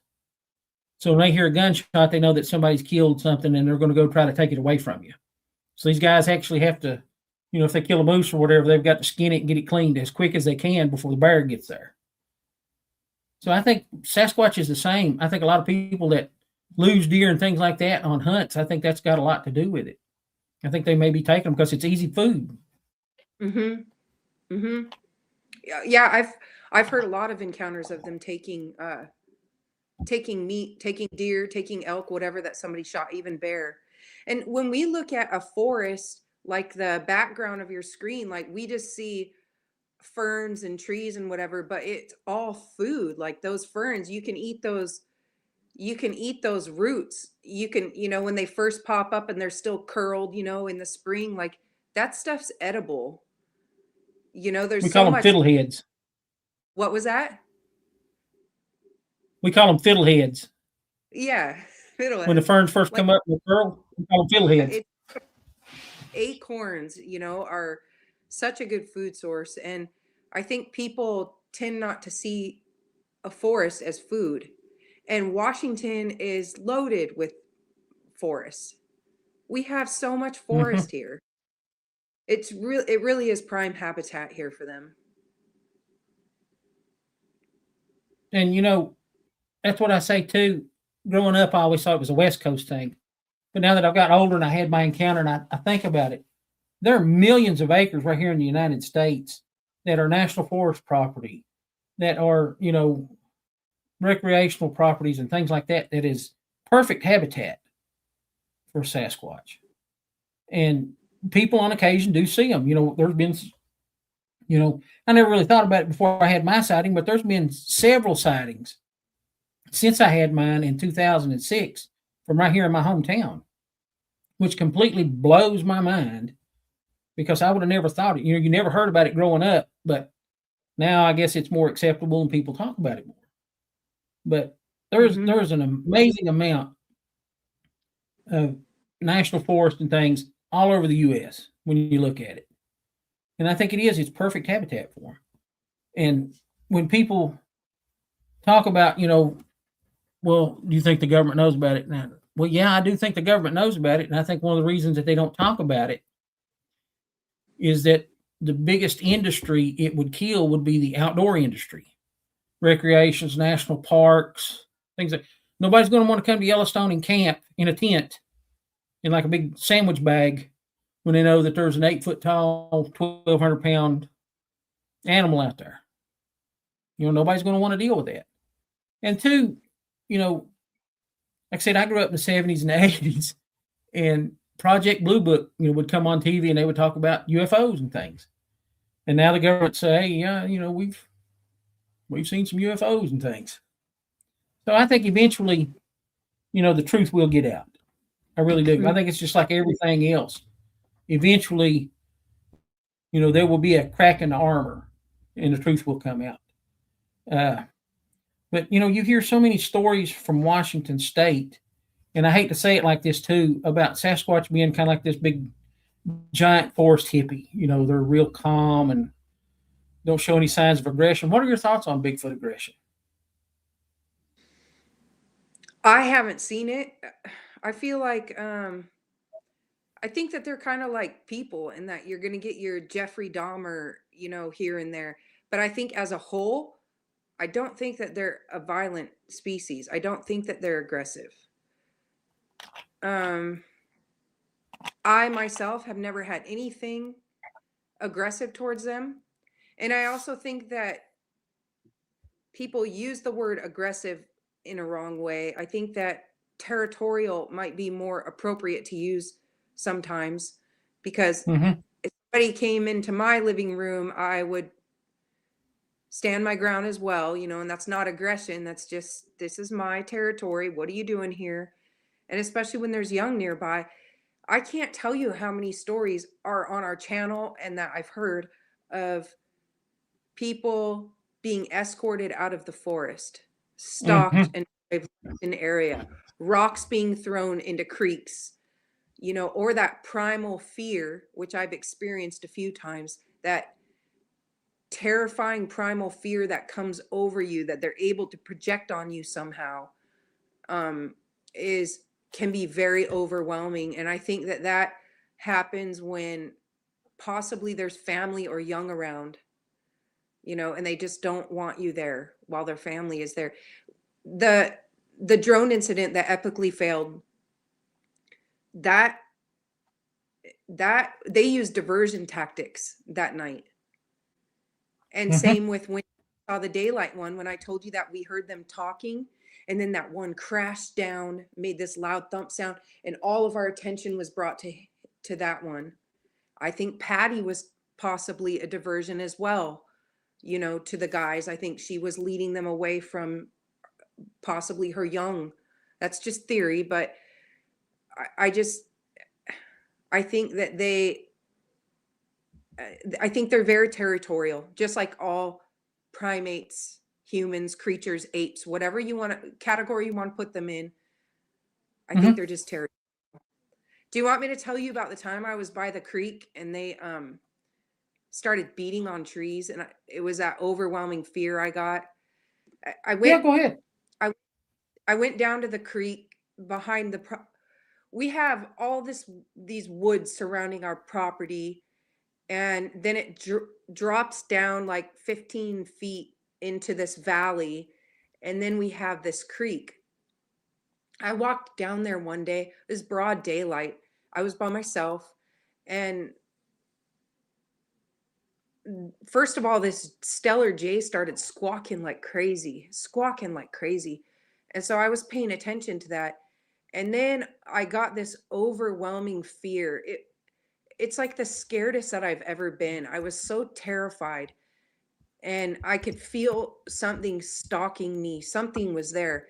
And then knocks from all directions started happening behind me, in front of me, right, left. And they were all across the valley, like even far, even 600-700 feet away. Knocks, and the knocks were getting more and more frantic, more loud, more rapid. And I ran out into the open. I got out of the tree line and ran out into the open. And the moment that I did that, it stopped. And when I got home, I was in tears because it was so overwhelming, the fear that I was feeling. I don't know what was stalking me. I don't know if it could have been a cougar. It could have been a person. It could have been a rogue Sasquatch. I don't know. But I do know that there were multiple creatures, between 4 and 6 creatures all around me, that were beating on trees, telling me to get out of that area. It was pretty incredible. Wow. Not the scared sense of it, but the warning, that went along with it. I don't think they're going to hurt me here. I'm not scared Mhm. of this group here. Do I want to see one 20 feet away? No, I don't. That would be a little bit too close for comfort. But they could have snapped my neck 100 times by now if they wanted to, and nobody would find me. They could take me to a remote place. Nobody would find me. So when people say that they're kind of like stoner Sasquatch here in the Pacific Northwest, they kind of are. They kind of have, a Yeah. calmness at times if you're respectful, and I'm very respectful of them. And I kind of view aggression too differently. Rock throwing. If I get into a situation where there's rock throwing, I've always backed out, got away, because I think like that's their lowest level of aggression. Let's chuck a rock at him and see if we can scare him. And I think that if you continue, that aggression level is only going to escalate, whether it be territorial, whether it be there's young near or whatever, or maybe there's a fresh kill there. I don't know of any animal that will not protect a fresh kill. So I kind of look at it like, you have to take it in steps. And if you get to a situation where they're throwing rocks at you, it's time to get out, back off, and try something different. And like when you go into Alaska, and it may too have, just with the lack of food that could be in these frigid environments. They have stories of Sasquatch that are straight up killers, and you're told don't go up there, they'll eat you. So I think it all depends on what's going on. Now with the overpowering fear thing, that's going to bring me to another question for you: is infrasound. What do you think about infrasound? Well, I mean, I can't really attest to what it is, but I can tell you what happened to me in 2023, I think it was. I think it was 2023. We call it the chicken coop incident, not because one of our chickens were harmed, but because it triggered the chicken coop light. We have a fire pit in our gazebo in our immediate backyard that borders the woods. And then our spring and summer campfire is a larger campfire that's right in the middle of the woods. Jonathan and I were out there one night, and they were creeping on us from a few different locations. We would talk, they would creep in, we would stop talking, they would stop. And this went on for over a half hour, and they stayed just out of the view of the campfire light. You could never get a glimpse of them. So I had enough. I was like, I'm going in. Jonathan lights up the path for me to go back in. And when I'm 6 feet away from entering our yard, there's a large Douglas oak tree there. And then there's a few um, oak trees right there. And something stopped me in my tracks. I was mid-step and I completely paralyzed, and it was like a electrical current that went through my entire body, and I couldn't move. I could talk, but even my hands were stuck like this and my legs were stuck. And right when that happened, we heard one run off, and the power of this thing, it shook the ground. It was incredible. And what's even more incredible, that incident is what taught me that they can see perfectly at night, because I have a food forest back there. I have all sorts of medicinal plants, medicinal bushes, fruit trees, and it's loaded back there. This thing scaled and dodged bushes and trees like it was nothing, and it was pitch black back there. So it took about 6 steps and went completely, ran through our backyard, triggered our coop light. And as soon as it triggered that coop light, I was able to move again. And so we immediately ran up to those 2 oaks, and we couldn't see anything. And John's out there with his flashlight, we couldn't see anything. But that was incredible. That was my favorite encounter with them. Even overseeing them, that was the most incredible experience I've ever had. No smell either. I didn't smell them that time. People say they always smell. No, they don't always smell. I've only smelled them a few times. So I think that depends on what they've been doing, where they've been. But I do think, when they go in a creek, that smell's going to get removed. But that was a really incredible moment for me. I don't know if it's infrasound. All I can describe is how it felt. And it was a paralyzing electrical feeling. I don't know if that's what infrasound does to you. There was no sound. It was just an incredible feeling. And, there's a lot of evidence, a lot of big animals use infrasound. Elephants use it as a long distance communication. Big cats use it to try to paralyze their prey. So it's, but with the infrasound thing, I think you have to be susceptible to it first. And I don't think I'm susceptible to it because I've got a lot of hearing loss. So I don't think it can, like you said, it froze you. I don't think it could happen to me like that, because I've been around people that's gotten sick and everything else, and they swear, it was infrasound or whatever, and nothing happened to me. And I don't necessarily, you hear a lot of people say, oh, I got zapped. And I don't really like the term zapped, because that makes it sound like, it's very directional. They just pointed at you, pow, they got you. I don't think it's that directional. I think it's just kind of a broadcast, and whatever gets affected is affected. So, infrasound can do some really strange things. There's people that's had like paranormal, like poltergeist activity that was a direct result of infrasound. They hallucinated and everything. So, I mean, it's very possible. It's very possible. And I think it does. Hillary says she thinks it affects every person differently. And I think so too. I think it does, because there are people like me that, my hearing is not good at all.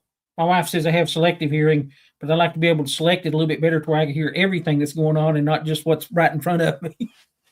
But I think it's a very plausible theory. I think it's, it's 100% real, but I just can't, it's one of those things, like I said, it just leads to more questions. If it is directional and they can just hit one person with it, how? And I don't know if it's, just stories of doing that. I've heard too many stories of them directing it at somebody. So I don't know. Yeah. It could be like you said, it could be because some people are affected and some are not. Jonathan, when that happened to him, he was about 6 feet behind me, 6 to 8 feet behind me, lighting up the path. It didn't do anything to him. It just did it to me. So maybe it's because I'm more sensitive. There's people that are sensitive to them being around too. And I'm one of those people. I'll go outside to John and I'll say, they're around tonight. I'll go make sure my chickens are in for the night. and I'll say they're around tonight. I can tell they're out, and that night we'll get activity or a good recording or something. So there's that aspect too. And that's not a weird thing. There's a lot of people that there's a certain thing that accompanies them. There's something that they can project, on you that I've never ever encountered with any other creature on earth. We have a cougar that lives close by. We've seen her many times. She lives down in the Walnut Grove. We've seen her so many times, and she lives there. She's lived there for at least over a decade. And there was one night where I shined my lights and she was about 30 feet away from me, just sitting there watching. I never got that feeling when she was around. I've never gotten it from a person. I've never gotten it from anything but when Sasquatch is around. Mm-hmm. And I wouldn't call it fear. It's just a sense, it's really odd. And this is a weird, I don't know if you've ever heard of this. Have you ever heard of the uncanny valley theory of human evolution? No. In this theory, humans are innately afraid of something that looks too human. If you have like a robot that has a human face, people are wary of it. And according to the theory, it happens from like way back in prehistory where you had species that were very similar that existed together, but also may have preyed on each other. So anything that looks too similar to your own species, you're wary of it. And I think that has a lot to do with, a lot of people experience this fear.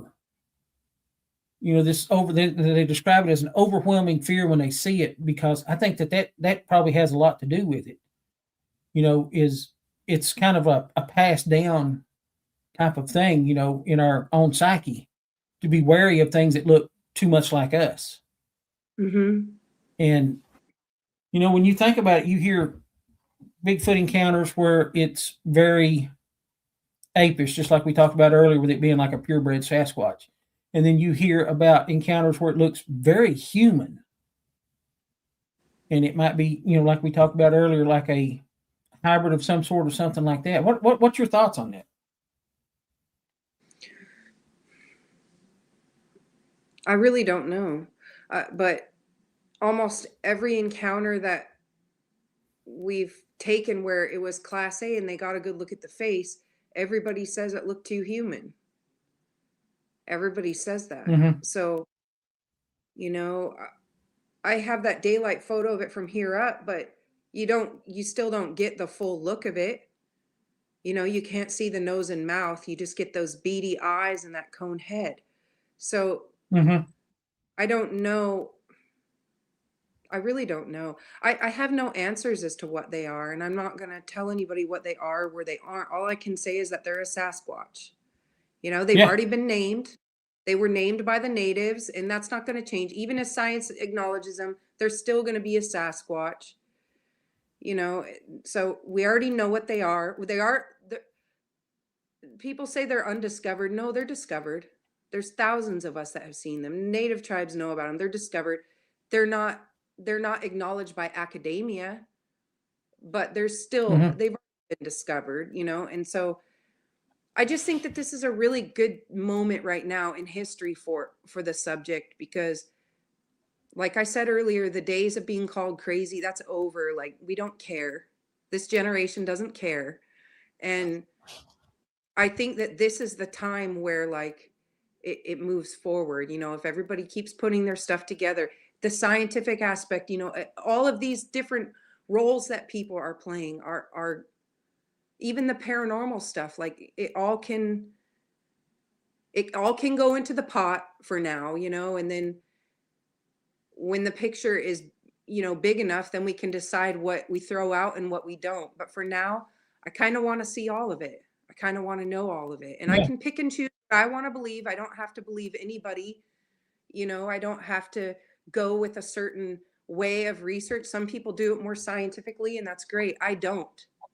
I collect evidence and I share evidence, but I'm all about preservation. I'm all about public awareness too, because I think I'm very sensitive to people's emotions and people like Marcus.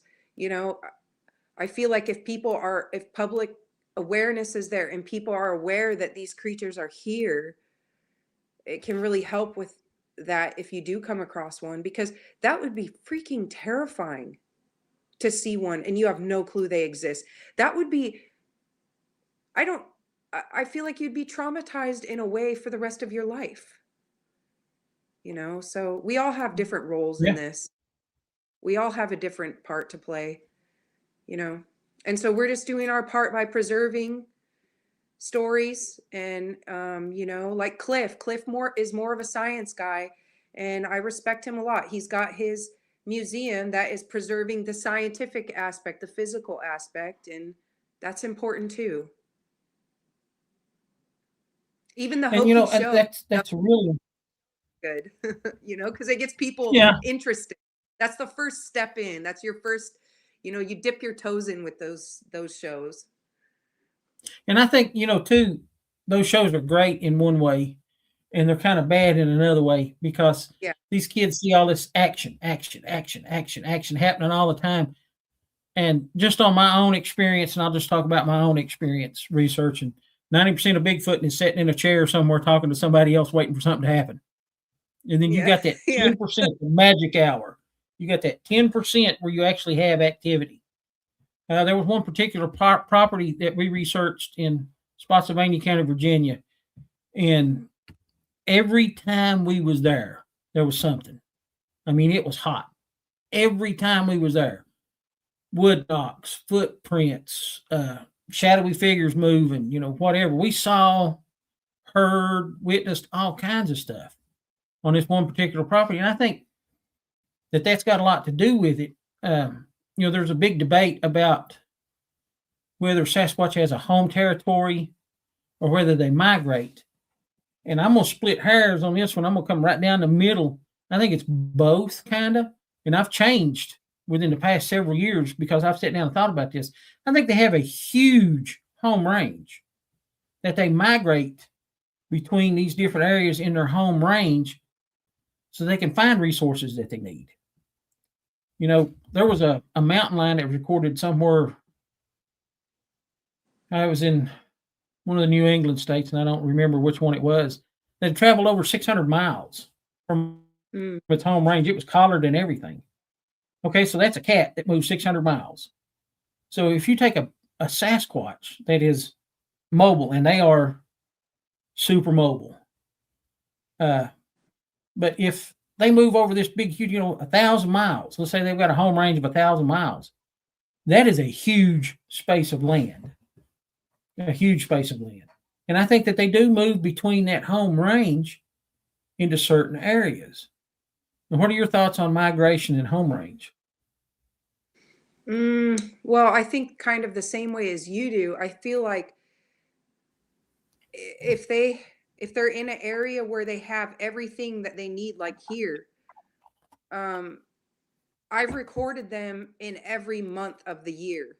You know, like for instance, let's say last July I didn't catch audio, but July of this year I did, you know. So I'm not saying every month of 2024 I did, but I've caught them at some point in January, at some point in February, so on. So I think that in a place like here where you've got your springs, you've got your fruit tree groves, you've got your nut groves, you've got creeks with trout, you've got multiple rivers here, salmon bearing rivers. If you don't need to go further, you won't. But I think that in other territories, they do need to travel further. You know, like Packwood, that's not a place I would research in the spring or summer. It's a place that we research in the fall and winter when they come down off the hills, you know, into the lower areas. That's when it's hot. But I think it just all depends on where they're at and what they need. if they're traveling super far, like some people suggest, we would see them a lot more. They have to be so familiar with their territories in order for them to remain as elusive as they do. So Mhm. I think that there's some migration, like seasonal migration, if necessary, but if they can lock in on a spot where they can remain and get everything they need, even within a few miles, why would they need to go further? Mhm. You know, And but I know Thomas possibly, Steenberg talked yeah, a lot about the tunnels that they're building in Canada for wildlife to move across the highway without being hit and things like that. So they're building these tunnels, these like bridges, I guess, for animals to move across. And he says that within the next 5 years there'll be good video of Sasquatch using these bridges or tunnels or whatever they are. So I'm really fascinated with that because a lot of sightings that you do get are these roadside sightings. You know, uh, we drove by and we seen it standing in the field. We drove by and it was standing on the side of the road, leaning up against a sign, or things like that. And I'm really excited about the way that different groups are taking these things and going with it. We're going to check these tunnels and things like that. We're going to look for evidence here. We're going to look for evidence. That's great. I think it's great that people have taken enough interest to try to get out there and get better information, get better video. As it stands right now, there's a lot of really good video out there. Just like you mentioned earlier, we've got the Patterson Gimlin film. John's thermal, I think that's great. The squeaky footage, I think, is great from down in North Carolina. There's a what lot about of the Russian one of it? There's a guy and his son, and that one is hopping across in the distance. That's one of the best pieces of evidence I've ever seen. yeah, The and I think people can find YouTube if they just type in like Russian hopping Sasquatch. It's incredible. You can see the back yeah, muscles, the trunk, head, everything. yeah, and there's so and with that being said too, there's also so much stuff now that you have to be leery of with AI. It's not yet, though. It's The AI is not quite there yet. We have a little bit more time, but yeah, pretty soon we're not going to be able to tell. But I don't think it's there yet. It's still depicting them as very ape-like. It doesn't have the human aspect of their faces yet. It doesn't. It can't get that yet. So I I'm think gonna that bring we this one up here. have of hopefully somebody will get something. I want to see. Yeah, I know a lot of people love the thermal, and thermal evidence is really cool and all. I love it because it's more difficult to debunk, you know. But as for the general public, they're not into thermal. They don't understand hmm it, and it's cartoonish to them, and it is kind of cartoonish. I want daylight video. I want something that's better than Patty, you know. I hope somebody that's gets gonna something be like that. that's big Who's gonna aspirations. That's a big one. It is, but we're capable now, you know. I mean, we've got better cameras now, and I think somebody's gonna get something in the next couple years. I hope. Well, there's some questions on here I wanted to bring up that the guests have asked, and if I can get to them. Let's see.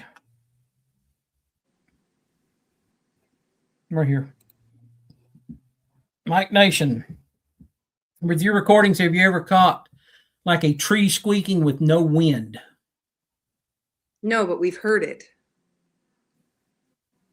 We've heard them make all sorts of mimic sounds. We heard them make a perfect ambulance sound one night. It was perfect. It was flawless. We've heard them mimic owls. We've heard them mimic coyotes. Lots of reports of doors shutting. They make a door shutting sound. Camera sounds. Ron Moorhead, in his recordings, he mentions a lot about metallic sounds, like something banging on something metal. Yes, lots of that. I think probably one of the scariest things that I ever heard while I was researching was it was an owl sound. But if it was an owl, that was the biggest owl that's ever been recorded, because it was like super, super deep, and it messed it up. And you could tell that it messed it up. And I think it knew that it messed it up. But that was super scary. Hillary brought up a point right here. She said let's see, it's not a human moving like that. And one of the things that I look for with all of this AI stuff now is the gait. Based on what I've seen from, like all these different films, and plus my own encounter too, the gait is really bizarre. It is only humanoid if you think of the fact that it is upright and bipedal. And with that being said, it's upright and bipedal, but it's also, if you watch, they're bent kneed. They walk with a bent kneed stance, and they're a little bit tipped forward. And I'm going to encourage everybody out there that's listening, if you think that I'm talking trash, that a human can do that, get up from your couch and walk to the refrigerator, stoop forward with your knees bent, and see how sore you are. So the gait is definitely incredible to watch, and it is so smooth. So smooth. That's one thing that I will never forget, is how smooth the gait was as they walked. It's when you see one, it's incredible. Which when I had my encounter, I worked at a maximum security, was a super maximum security prison here in the state of Virginia, and I had a phone. But when I saw it, I never once stopped. He picked that phone up and take a picture.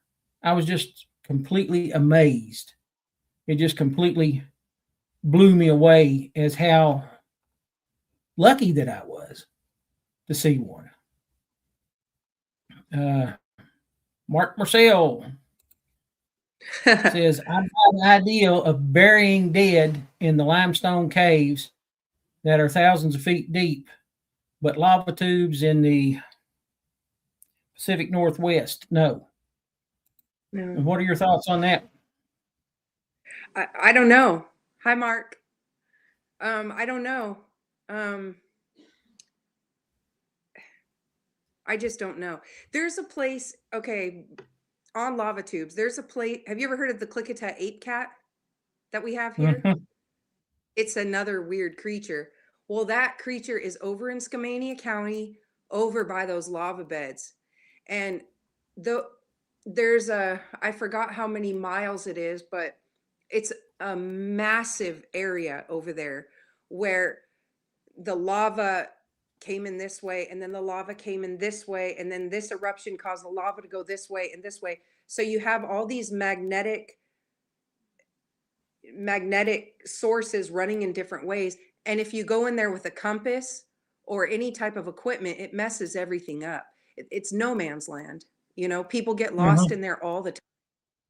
And I feel like that area is a safe haven for them, because man doesn't go in there. People don't go in that area. And there's a certain creepy vibe there too. It's just a very odd place. Very odd. It reminds me of that cartoon called Gravity Falls that was out, it's just like super weird place.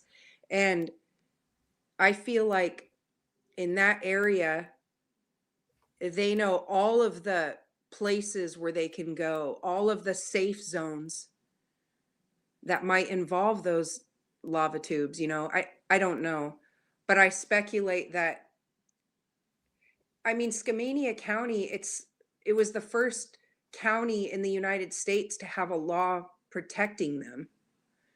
And the lore there just runs so deep for so long that why why that place? And I feel like that's it, is because of that safe zone that nobody goes to, you know? And And I yet think that does. there's a safe zone, but yet there's society all surrounding it, because I think that Sasquatch like that too. They like living on the outskirts of society because they're curious. That's their downfall, is curiosity. And I think they like um, watching, they like, you know, looking at people, seeing what's going on, but also they're opportunists when it comes to food and such. So I think that that lava bed area, I could be wrong. I think that that's this perfect little safety net in the midst of human society, you know? Yeah. Got one from Bigfoot Balloon, George Garcia out there in New Mexico. I know I've asked this question before from other guests. Does Sarah believe in other cryptids like the Tasmanian tiger, sea serpents, Mothman, Jersey Devil, anything like that? I've never seen it, but I can't deny what anybody else has encountered. You know, there's too many people. Doug Hycheck saw Mothman. You know, I believe Doug Hycheck. Hmm. You know, I don't know. I don't know really. I don't know of stories here in Washington of other stuff, except for people talk about Dogman in recent years. I'm not Mm-hmm. really into that. Yeah, I can't deny what other people are seeing. It just doesn't seem to really be here in Washington, though. Washington seems to be Bigfoot, and then you got the Klickitat ape cat, and then this, you know, these Dogman stories, but I'm not really And into the other cryptids. I think the click attack, and I'm gonna screw it up. Lord have mercy, God. The ape cat is a similar story. The Cherokee have a legend of the they call it the Wampus cat, but it's like a giant mountain lion. It was actually the legend goes that it was a Cherokee woman whose husband was killed, and in her grief that she screamed so much that the other villagers had to move her out because her grief was so strong, and she just kept wailing and wailing and wailing. And she moved into the forest and became this giant mountain lion that screams a lot. So that's the Wampus cat. And I think the ape cat has a lot in common with that. Which that could be, you know, there was several large cats in the United States during the Ice Age. One of them was the American lion. And I think that Yep. could be very, very close to that. Very close to that. I'm going to screw Dan's name up. I know it, but Dana. Dan says here in Wisconsin, we have an old lead mine now abandoned on private property, parallel to Sarah's description. Oh, I've lost my place. Private reports suggest what she said. So I think, you know, it's there's a lot of similarities throughout the United States, and I'm not going to knock what anybody else says that they saw. But one of my things, like, and you mentioned the dog man, okay? I was fascinated with the dog man when I first started hearing about it, but I'm not so much anymore, because when it comes to Sasquatch, okay, I can give you a description of what I saw, and it's going to match a description of what you saw on the other end of the country, and it's going to describe, you know, not exactly, but it's going to be almost the same throughout the world. Bigfoot is not just a North America, Canada thing. It's worldwide. You know, whether it's the Yowie or the Yaren or anything like that, you know, they're worldwide. And the descriptions match. But there's a real inconsistency with a lot of these other cryptids, like with the dogman, for instance. You'll hear some people say it was an upright canine. It had a tail and pointed ears. And then you hear one, it was an upright animal with a long snout like a canine, and there's no description of a tail or ears or anything. The stories don't match. And that's one of the things about Sasquatch. I don't care if it's a story from, you know, February 2026, or if it's an encounter that happened 100 years ago. The descriptions match. Giant, hair covered, you know, walked on two legs. It's undeniable. And, you know, when you look back in Native history, it goes back for thousands of years here in the U.S. And I think the natives in the U.S. lived with them, like I said, for thousands of years before the first white people ever came here. Well, Sarah, I've had you on here almost 2 hours. It's pretty late here. We'll go ahead and end the show. If you don't care, can you hang on just for a minute after I end the show and we can talk offline or online? Sure. I'm sorry. Yeah. But I really appreciate you being on. It's a great show. Of course, it was a great show. We talked for almost 2 hours. So I really appreciate the work that you do. I'm going to give you an opportunity right now before I forget it because my brain's not good. But go ahead and plug your website, your YouTube channel, whatever you've got. Okay, if anybody wants to check out our work and see what we're doing, check out some native stories, you can find us on Salish Sasquatch on YouTube. And that's it. Everything. We've got cool hoodies and trucker hats and stickers and everything that they can find on our YouTube. The link to that on our YouTube. Excellent. Well, everybody, again, I appreciate everybody being on tonight. It was a great show. If I missed a question that you had, I'm sorry. The chat was wide open. I could not keep up. I could not keep up at all. I appreciate everybody that was on. I appreciate all the likes and love that we got tonight. You guys are a great audience. And again, I say this from the bottom of my heart. I greatly appreciate you guys. This show is not for me. It's not for Sarah. It's for you guys to pass along information to you people from, people that's experienced things. So with that being said, I really appreciate everybody. Y'all have a good week. Stay warm, stay dry, and we'll see y'all next Monday. Thank y'all. Thank you for joining us for another episode of Sasquatch Watch Radio. We are incredibly grateful for our community. Because of you, we've surpassed 6,700 subscribers and continue to grow every day.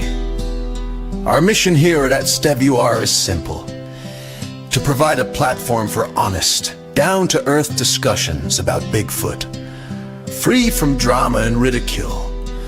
If you've enjoyed the show, please help us spread the word. If you're interested in being a guest, you can reach us via our Facebook page, our YouTube channel, or by emailing us at sasquatchwatchradio@gmail.com. Be sure to subscribe to us on YouTube to access our full archive dating back to 2008 and to stay updated on all upcoming episodes. If you've had a sighting or an encounter you'd like to report, let us know. We have a network of researchers across the United States ready to assist. You can now find us on YouTube, Facebook, and Rumble.